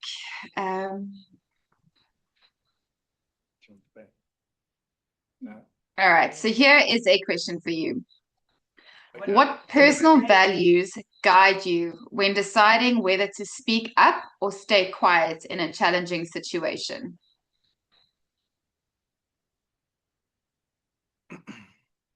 It's a challenging question. I think so. What personal values guide you in a situation where you should tell the truth or not? Is that the question? Okay, Correct, cool. yes. Yeah, for me, I think the truth always comes out and the truth always sets you free. And so for me, like you can't really get around not telling the truth. I think there's obviously certain cases where you have to go and protect somebody, or as Roger said, it might be a family member of yours who really is in trouble, and that may be in a situation where it could be a 50-50 and you might have to tell them or speak around and beat around the bush and go in the gray areas to get them like out of a trouble situation. So I think for me, like I definitely am on the side of as much truth as possible. I wouldn't want to be lying or not tell the truth, but I think there is a case by case basis where if you're speaking to a police officer or family member and you never know the situation, maybe there's not the whole truth that you can tell that can kind of get them out of the situation. So yeah, I think it's definitely case by case basis. The personal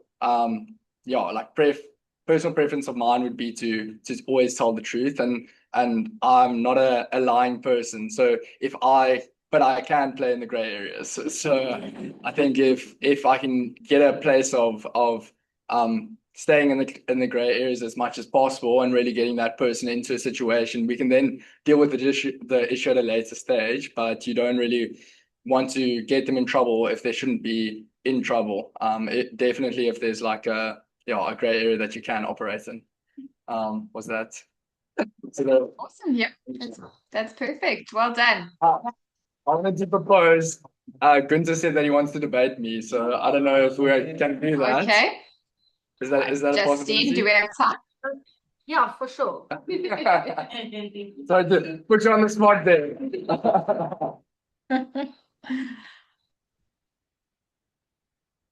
Okay, I don't really know. Okay, let me just give me 2 seconds. Because you're putting me on the spot right now. Oh, sorry. Sorry. No, it's fine.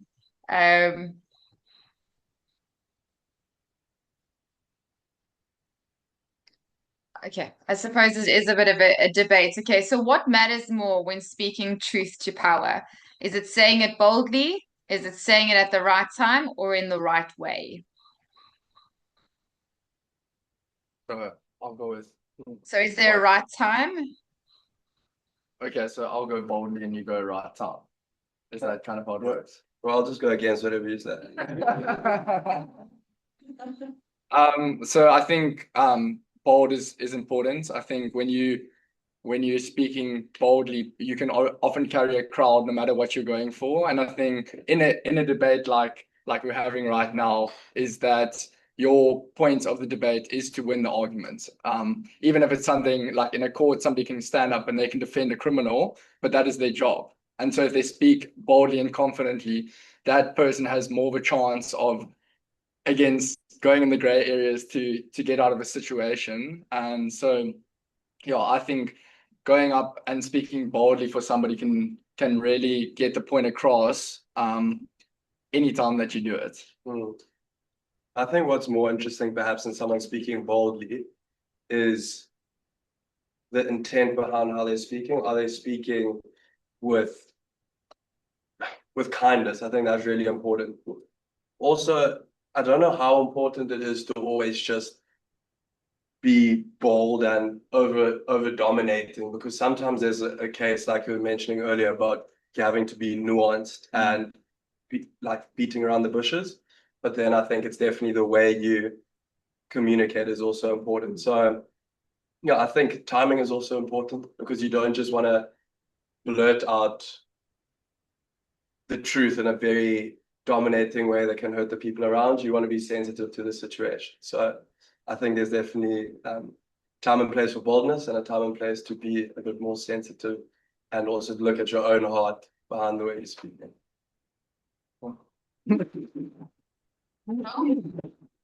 Awesome. Thanks, guys. Thanks, Joel. Well done, everyone. Friendly debate. I don't know.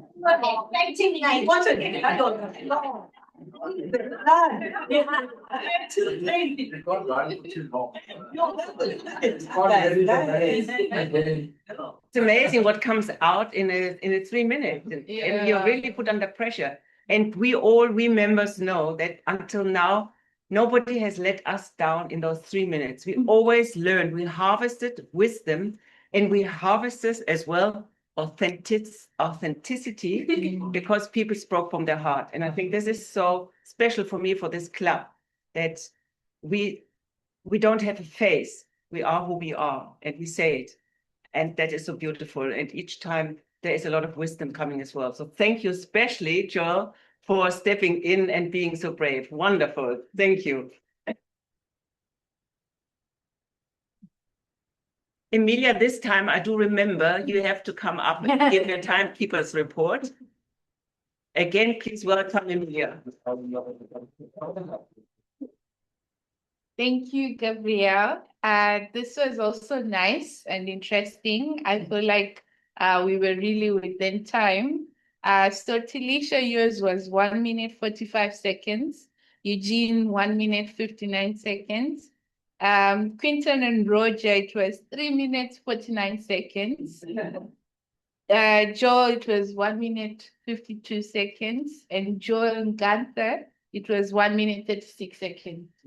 Thank you. Thank you, Emilia. Always interesting of when we think we've spoken long and it was short, or the other way around, when you can't stop somebody.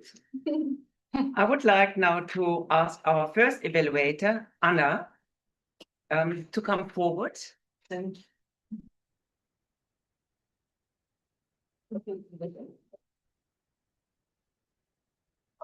I've made a few notes and let's get going. So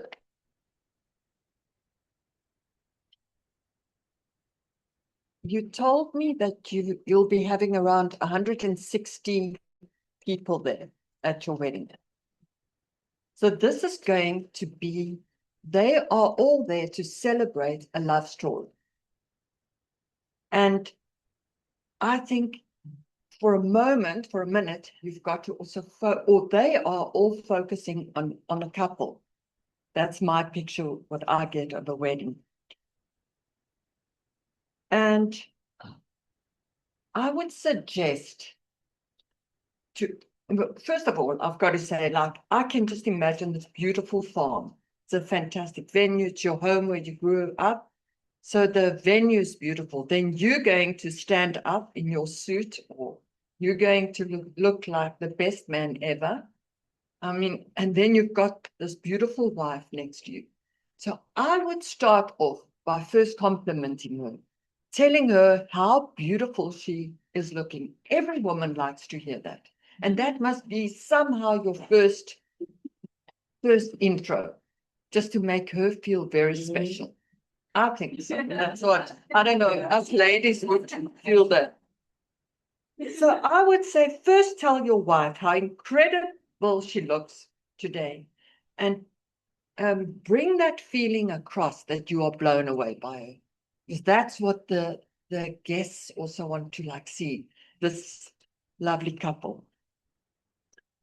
And I was very touched by all the people that were there. You've got brothers, you've got stepbrothers, you've got your wife's family, your Salvatore watching from the heavens above.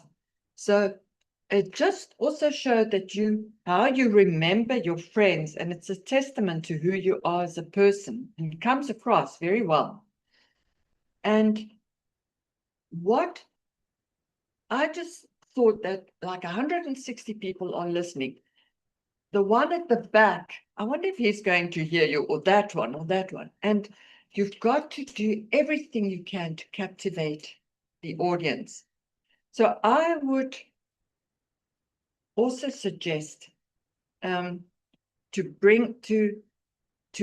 check your mic. That's one of the things. I don't know if there's going to be a mic. Just check it.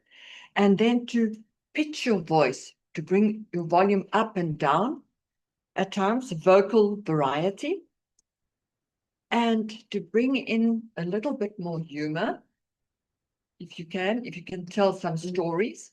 So you mentioned also like your brothers and your stepbrothers and your parents, but I would group those people and not like maybe mention the names and surnames or the names, but maybe just say my best men ever, my what do you call them, the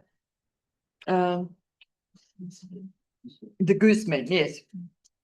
And you guys are the best. You know who you are, and maybe just tell a short story just to make it interesting. And what else did I make a note of? So because that was my feeling, if you thank this one and you thank this one and this one, you're going to lose your audience a bit. And no one actually will remember the 16 names that you mentioned of G's best friends, and to make her happy when she speaks to them. What else?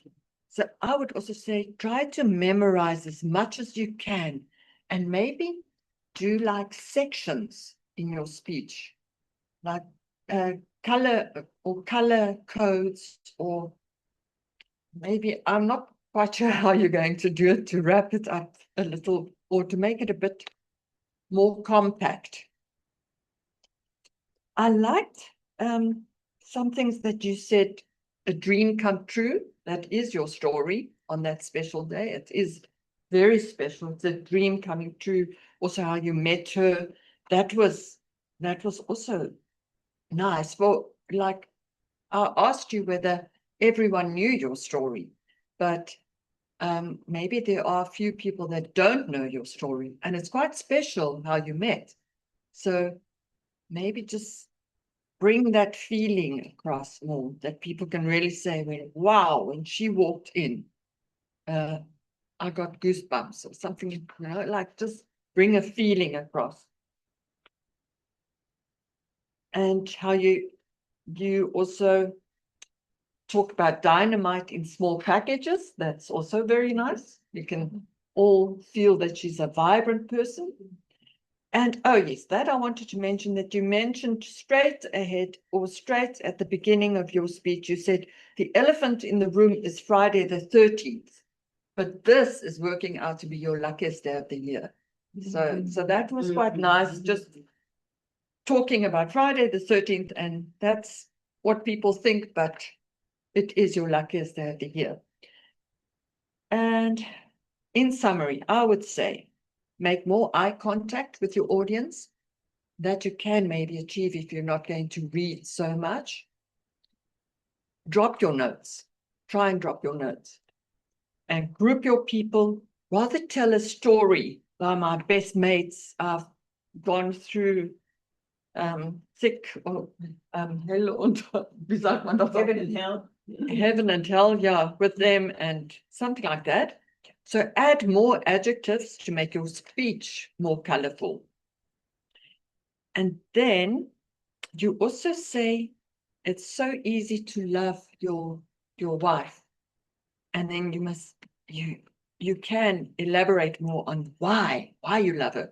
Love her because she's always in a good mood. And maybe then look at her and just say, you know, it's amazing. When I just see you in the morning, you make my day. And so have a bit of a conversation with your lady. And what else did I say? So that the audience have got to feel that love story and speak from your heart. You wrote a lot from your heart, but also speak of it from your heart.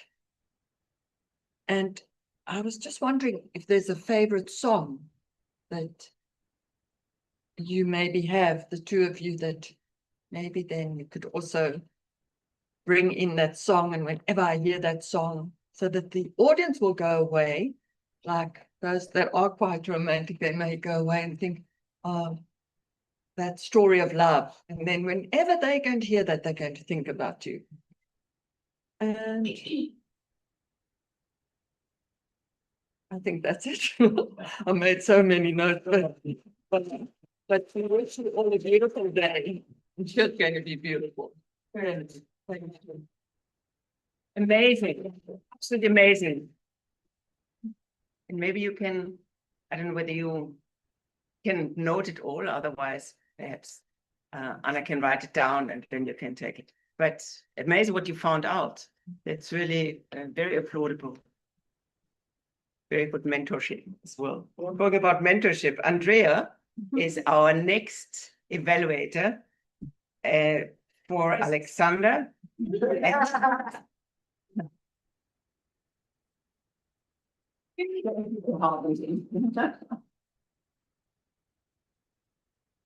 Alexander, one person's commitment to another one's goal. Wow. What an amazing surprise to offer a mentor award to your mentor. None of us, I think, were expecting that, especially you. Not only was your speech authentic, but it was warm and honest and kind. And I enjoyed how soft and gentle your voice was, almost matching Gabrielle's personality.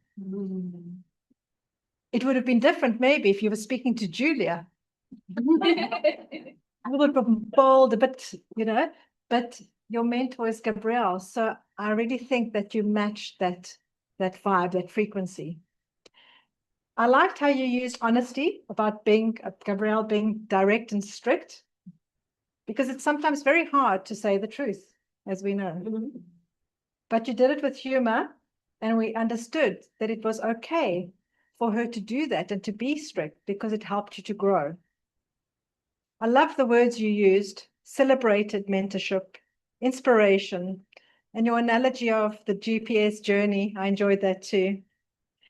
But you must also realize that you remain just as curious as Gabrielle was mentoring you, because you were asking her the questions, you were calling her at night, you were doing a lot of the work in order for you to grow. She was ready to give you her advice and her expertise, but it was also you seeking it.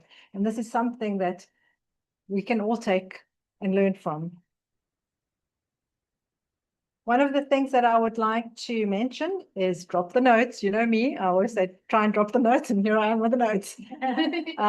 But I would also appreciate that when you mentioned outside, when you give an award, you want to read, it looks a little bit more professional, but you lost the eye contact. So when you are giving the award, maybe look at the person you're giving the award to and really connect with that person. But I found that, you were reading quite a bit.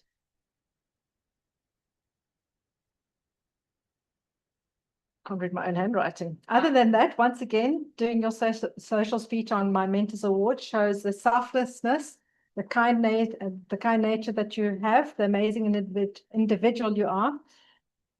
And it's clearly the perfect match, the two of you, because you've grown profoundly as a speaker, and we really all enjoy listening to you. So well done.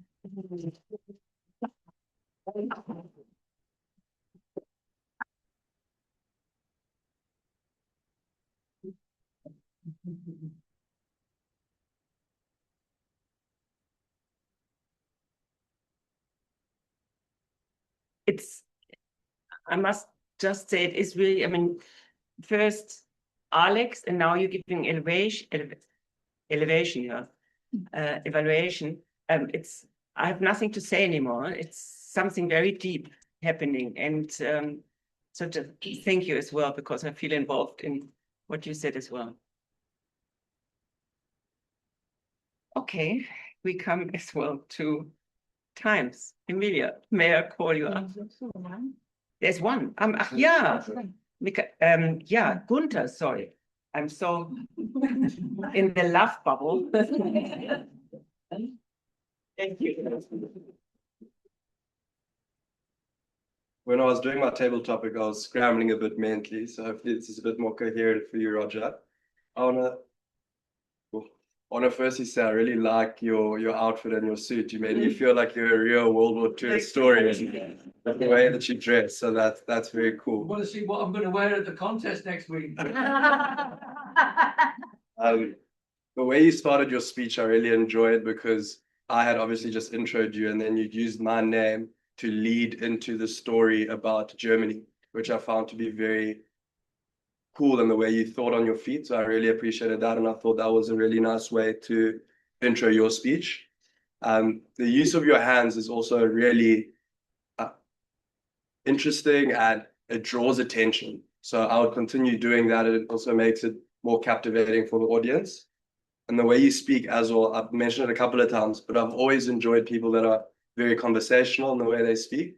And you definitely are like that. You're a fantastic storyteller. At some point, I didn't know if this was a real story or not, because the way you used your imagination in such a way to captivate everyone.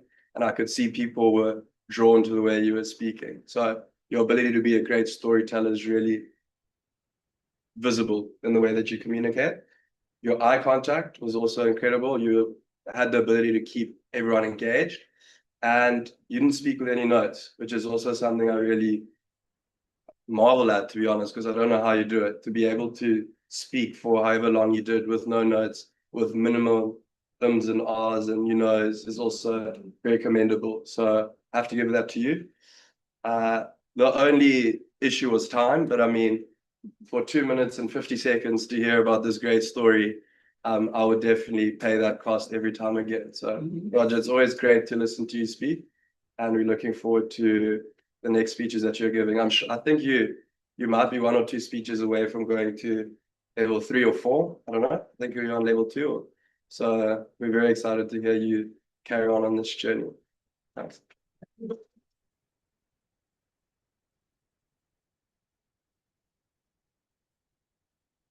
Must be interesting for our guests to see how this whole story rolls on, and yeah, how deep one can go and how personal one can be. It's an impersonal intimacy, intimacy. Yeah, and it's an impersonal intimacy. You can go deep and still not lay open everything, but it's coming from the heart.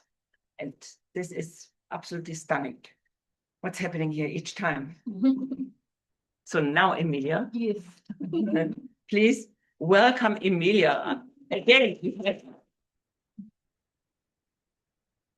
Again, thank you so much to our evaluators today for the authentic evaluation, which was also on time. So in terms of the time, Anna, we excuse you because this is very important for our dearest groom. You had 7 minutes, 42 seconds. Andrea, you had 2 minutes, 36 seconds. Gunther, it was 2 minutes, 7 seconds. Thank you.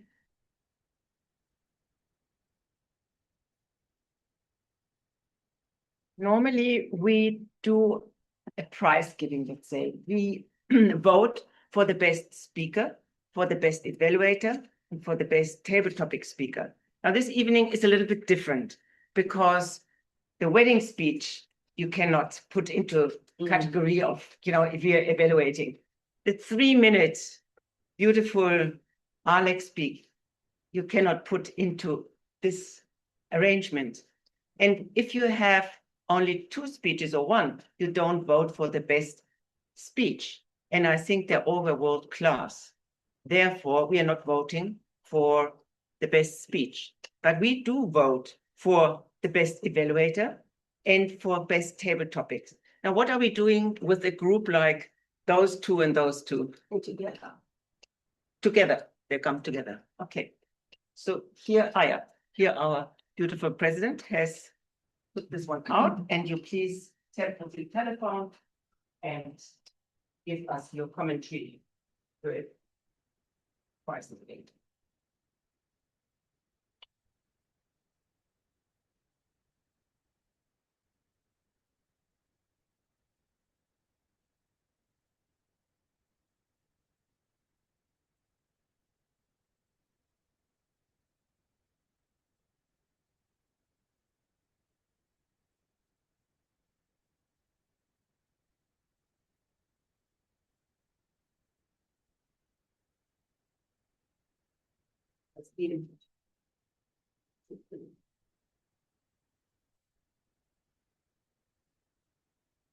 Can we carry on? Then I would like to ask Quentin, our R counter, to please tell us what he found, what gems he found, how many gems of in R's and like found.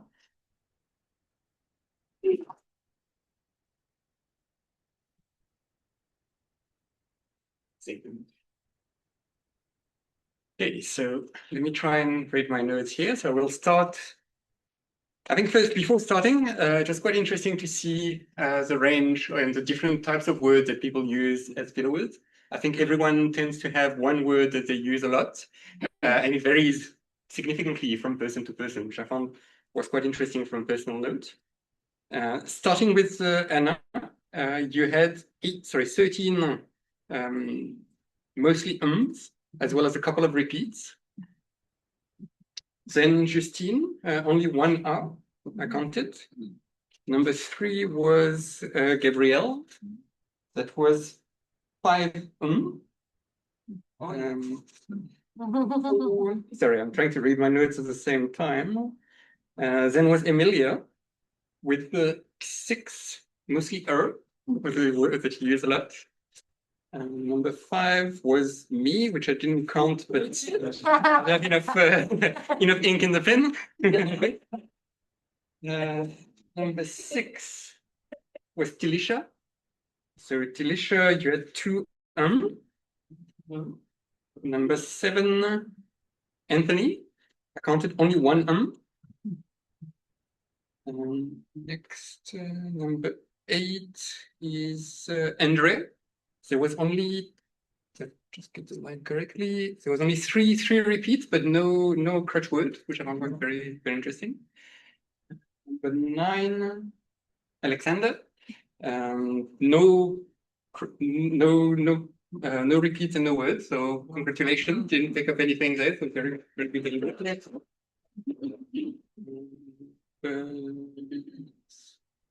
Number 10, Günther. There was about 10 words, mostly as well as a couple of repeats. But very good, especially considering you did both the evaluation and the table topics. Number 11 was Roger. Roger is there, yes. So Roger, there was 10 split between the and the repeats, but it was all during the table topic, I think, and the feedback. There was very few in the beginning of the speech on there, so it was very nice. Sorry, I'm losing my notes here. Number 11. Oh, sorry, it's at the back now. Apologies for that. So I've done Tunisha of case communication. Number 13, Eugene. I had 13, mostly and And then number 14, Joel. There was 15, mostly but that was the biggest one, as well as like a couple of times. Again, very well as well, because you did 2 table topics on the spot, so well done. Cool, thank you.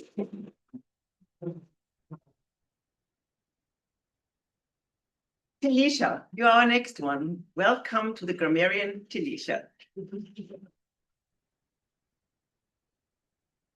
Thank you, Madam Toastmaster. Good evening, everyone. So for the second half of the evening, I have my grammarian report. First of all, absolutely well done to all the speeches. I really enjoyed them and very good use of language. So I'll start with Anthony. I think Anna covered it a little bit in her evaluation, but the Friday the 13th and being the luckiest person, I think that was very good language. I think the term is called irony in the English language in terms of a part of speech. So very good on that. And you were very authentic, and you came through with a, yeah, I'll get to that. I'll get to the word of the day. So, with a very South African voice, coming across very you. So well done on that. You used words like Joel and yeah, I didn't actually write down any other words, but you did use quite a few South African terminology, so that was good. And I highly encourage you to use more synonyms. So I think you're going to need it, embrace it. So things like amazing, incredible, wonderful, sublime, stunning, superb, fabulous, just to name a few. But I think you've already dipped into that in your speech already. So well done and very good descriptions. Gabrielle, you had some wonderful quips over the meeting, nuggets of gold and harvesting wisdom, and we are who we are. So that was really good. And Alex, I honestly don't have enough ink in my pen as as Quinton mentioned to note all of your parts of speech and good language, but overall really good language use and sentence structure. The one thing that came across for me was being my compass, and mentorship built on trust, courage, and support. So really well done on that. And then Roger, I really loved your story. It was really entertaining, and your use of words and descriptions. It really described the situation really well, and I could see myself in the story. So I was very engaged. So maybe some other use or use of another word is what I picked up is you use a couple a lot of times. So maybe you can also use few, a bit various, or a number of, that sort of thing. and hunky dunky was a nice one, I think, if I heard it right. And keep themselves to themselves. I thought that was also a really nice quip. So that was, I guess, the second part of the grammarian job, to highlight the use of language. And the first part is word of the day. So everybody used the word of the day, I think. So Gabrielle, Andrea, Gunther, Rochelle, and Emilia, well done. And yeah, there was a good sprinkling of the word of the day over the course of the evening. Thank you very much. Thank you, Talisha. Very noteworthy and helpful. Thank you. I come to the end of my job, and I wanted to share something which is not only Nelson Mandela, but I thought we must think of ourselves as well, because speaking truth to power can simply be to say, this is not okay for me or with me, or I matter too, and then stand up for yourself. And I will not stay silent anymore. It's a very big one. And it's not on your authorities. I think it can be a partner. It can be a family member. It can be an institution like a school, like a teacher, where we have to speak truth to power. As a mother, that happens many times when you have to stand up or shut off because the other one is right. But I think sometimes it happens where you have to step in for your child and tell the teacher, the institution, this is not the way I want it to be done. And if you don't do this way with moral respect, then my child is in the wrong school. So that might happen as well. Speaking truth to power comes with cost. You might not be liked or applauded. You feel lonely for a time. I had worked in Portsmouth prison, and I had a program there. I started off with meditation. And when I started in the female prison, they kicked me out fairly soon because they said, when you teach meditation, it comes from Asia, and the Asian people don't believe in God, and we believe in God and Jesus. Goodbye. So luckily, somebody else took me in, and I worked for many years in the youth department of, or was high risk as well, of Portsmouth. I had 16 to 21-year-old males, and they were hectic gangsters. They were the Stachy. I don't know whether any of you will remember the time where the Stachy boys were around. And the church sent spies into my group to find out what I was doing, because they didn't like what I was doing. And they went to the director and said to him, please get this young lady out. And he called me in and he said, do you know that there's a big portion of people here who don't want you to work, but I would like you to work because I think you do the right thing. And I said, what is the complaint against me? And he said, you teach the people to think for themselves. And I must say, until this day, I had many compliments in my life, but this is the biggest compliment I ever got. And that is my way, always looking for truth. Since I'm a child, I was looking for truth because I could not believe what the parents told me, what life was about, that it was the truth. And then they put me into a convent. And sure, I always clashed with the church. They kicked me out after 2 years because I had to look for truth. And I told them, the nuns. And so my biggest clashes has been with the church. But I think in all our lives, there's always the moment where we have to stand up and tell our truth. We don't need to be a Mandela. We don't need to be a Navalny. We, Thuli Mandonsela, Andre de Ruyter, there's a big people, but in our own lives, I think we can do a lot to stand up for truth. And I would like to close off with a quote, which Andre de Ruyter used as his WhatsApp little wallpaper. And you have heard it before from Rene Brown. And it is the speech of Theodore Roosevelt in 1910, where he said, and I hope, forgive me, you can always read it up on the internet. if my intonation is not, my pitches, etc., are not up to the best. It is not the critic who counts, nor the man who points out how the strong man stumbles, or where the doer of deeds could have done them better.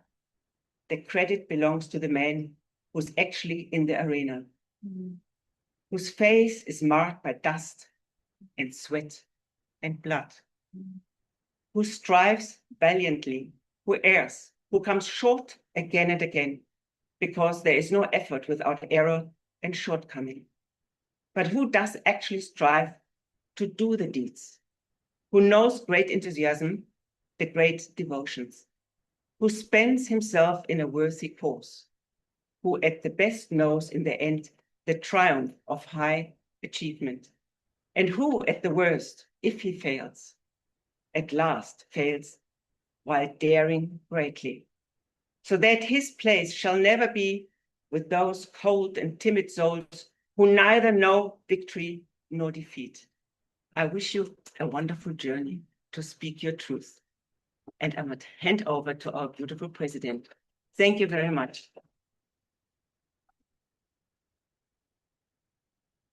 Thank you. So beautiful.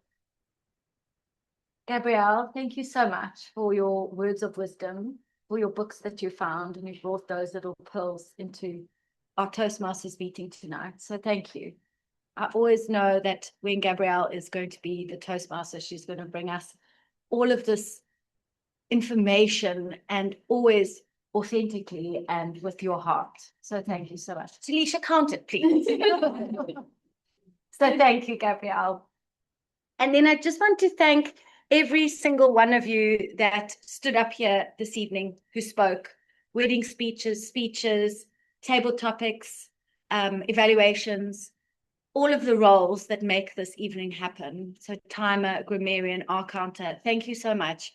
Table topics master, it all makes such a difference in Michaela's life to sign up for a role and get the evening going. So thank you all very, very much. And I just want to check in with everybody online, or with our little online mover around her. But before I do that, Alison, are you still with us? How have you found the evening? Hi, yeah, and I'm still here. Hi. It's very informative, and I love the topics, and yeah, I just enjoyed it very much. So thank you. Thank you so much. And hopefully we can see you in person in March, maybe, as a guest. Yes. Great, Alison. Thank you so much for being with us this evening. Do I have to let you in? Okay, sorry. Okay.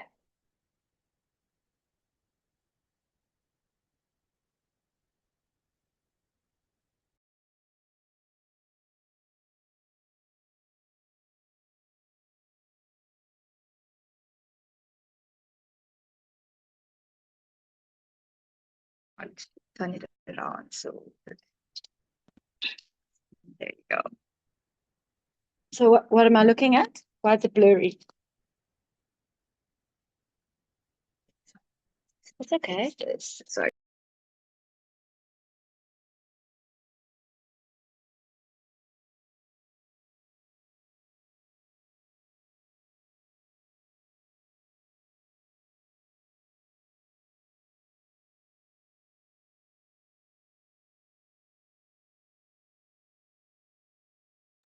Sorry, we're just having a little bit of technical difficulties. Give us a second.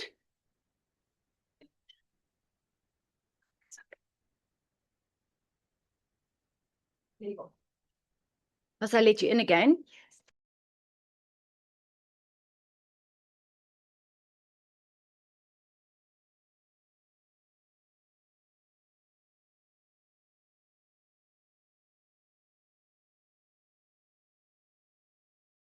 Oh, there you go. Sorry. I am coming to guests to say hi and just to get a check-in. I ended with you, so I have to start with you. It's just the way it works. How did you find this evening? You were courageous and brave. You stood up there Yeah. twice. Well done. Yeah, I think yeah, it's been great. It's cool to see how like welcoming everybody is and like forgiving. I Yes. think like it's very easy to have one-on-one conversations, but like it really takes a lot to put yourself out there and stand in front of people. And I think everyone's heart beats when you stand up there. So getting more repetition of that is great. And I'm a guy who likes to throw himself in the deep end. So even though I got 13 ums and ahs, hopefully you can make an improvement on that going forward. You will. So yeah, thanks everyone for being so welcoming and excited to get better at standing up there. Yay. Thank you so much. Thanks for being with us. Jaru, hi. Hi. How's your evening been with us? What's your Fascinating. feedback? Fascinating. I was actually meant to leave 30 minutes ago. I've been calling people and saying I'm running late. Oh, bless you. Fascinating, interesting. It was good to watch people getting the courage that I struggle to have to speak in front of people, especially impromptu. That's very interesting. Yeah. And great club, great energy, interesting people. So yeah, I look forward to being on them. Amazing. Thank you so much for being with us. And also with your podcast, standing up there and being able to ask the people on your podcast questions and hearing their answers and then responding. Standing up is going to be a key aspect for you. So thank you so much. Hey, sorry, are you freezing? Yeah. Oh, Gabrielle. So for me, I think same sentiment. You'll know. I was meant also to Yeah. early, but I think the fact that I'm still here, Oh. it's so amazing to be here in this space. Everything else had to wait. Oh, bless very you. insightful, and I'm very encouraged. And I think what really stood out is what you mentioned in terms of, sometimes you could be saying something as bold as you can be, but the sensitivity and reading the room and having a right approach, no matter what you're saying, even if you are in the right, the way you say it and the tone you use, you have to be respectful of the other person. So I think also everyone in this room has been authentic. No. And I think it's a natural thing to everyone also. So I like that. Thank you. Thank you so much. Thanks for being with us.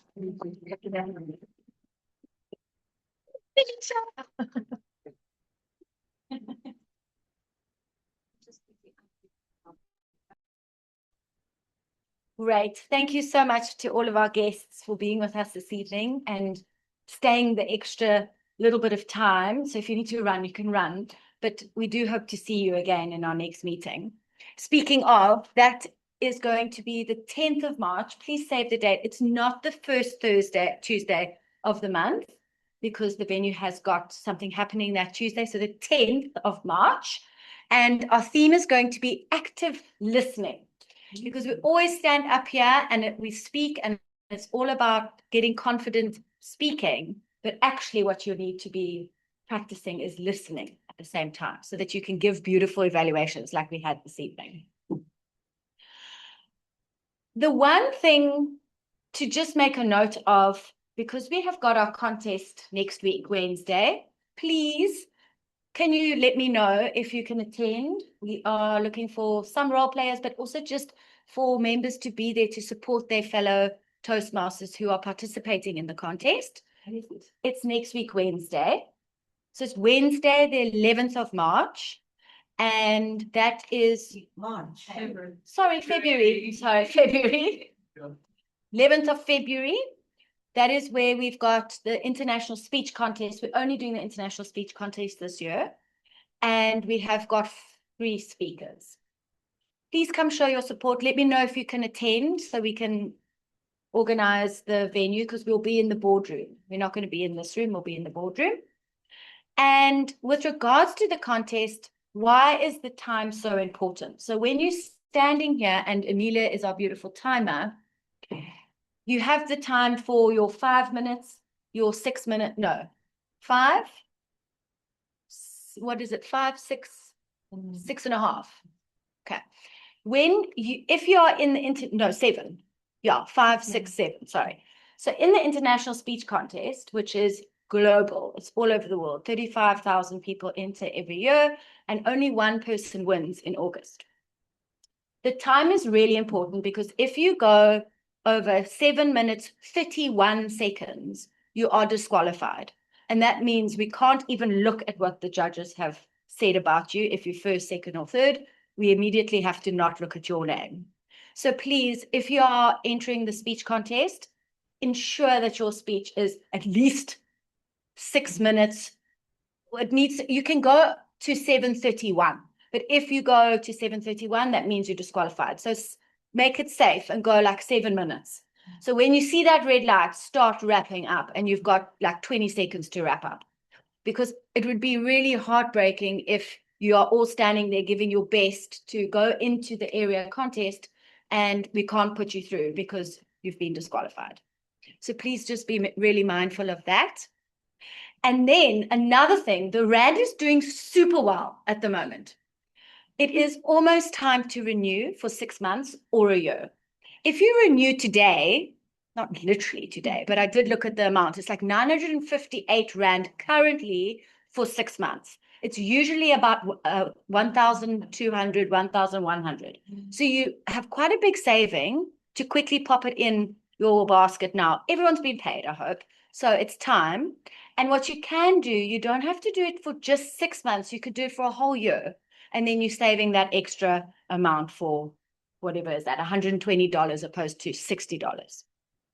So we will send out a little flyer about that, but please just keep that in mind. It's a great time to renew because the Rand is doing so well. And then just before we go home, I have some awards that I would like to hand out. These awards were created at the end of last year. We had our end of year party, which unfortunately some people couldn't attend, and we handed out certificates to everyone. So I've just got a few certificates that I would like to give out to the people who weren't there. So when I call your name, please come up and get your certificate, and then we'll do the events for this evening, the awards for this evening. So, Ant, your certificate is Groom of the Year. Please come and get it.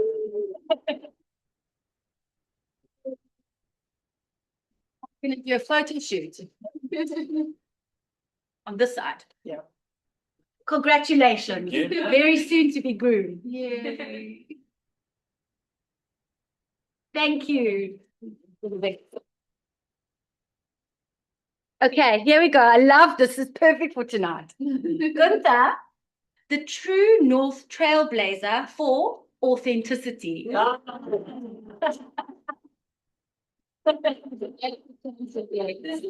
one. Well done for coming back today.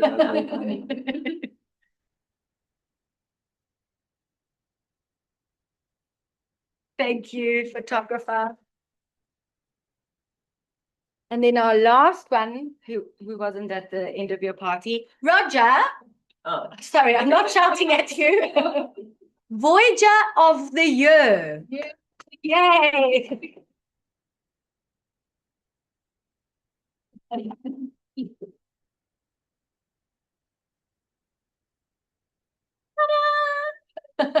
Sorry, what am I? You're the Voyager of the Year. Voyager of the Year. Yeah. All right. Okay. Thank you. Pleasure. Great. And then Alex, yeah, sorry, I'm done here. Alex, I'm sorry. This was meant to go with your certificate, your beautiful ribbon of achieving level 2. See all the cool prizes you can get when you complete pathways. Thank you. Are we going to have a photo shoot? For the flowers.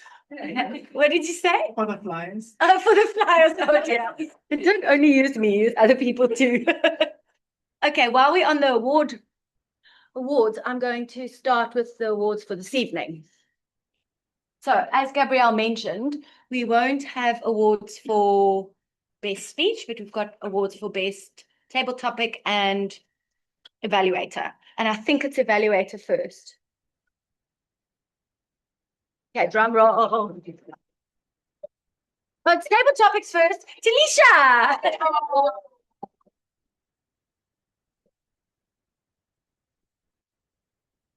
Sorry, we just stand in front of the screen. Oh, okay. Sorry about that.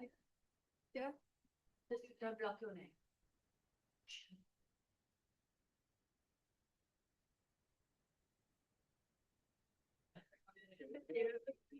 Making videos. Okay, and then the best evaluator is Andrea.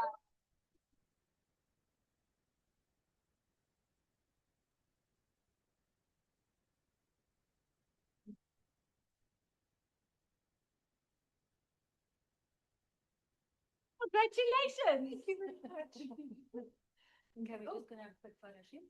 Thank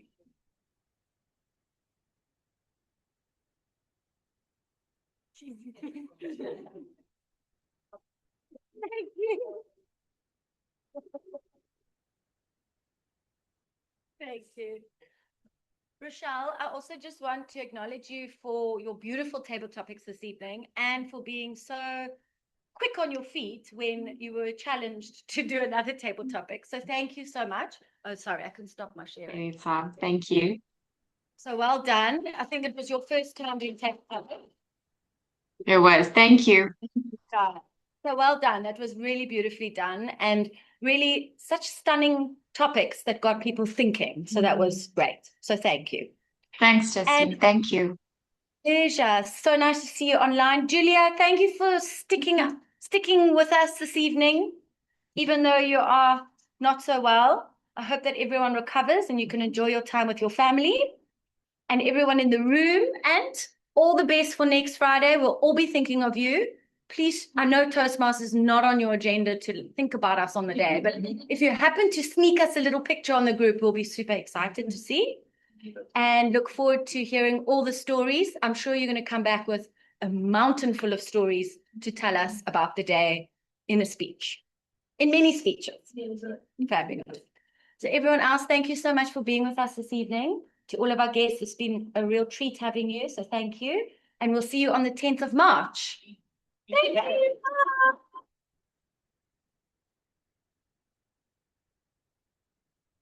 Please remember to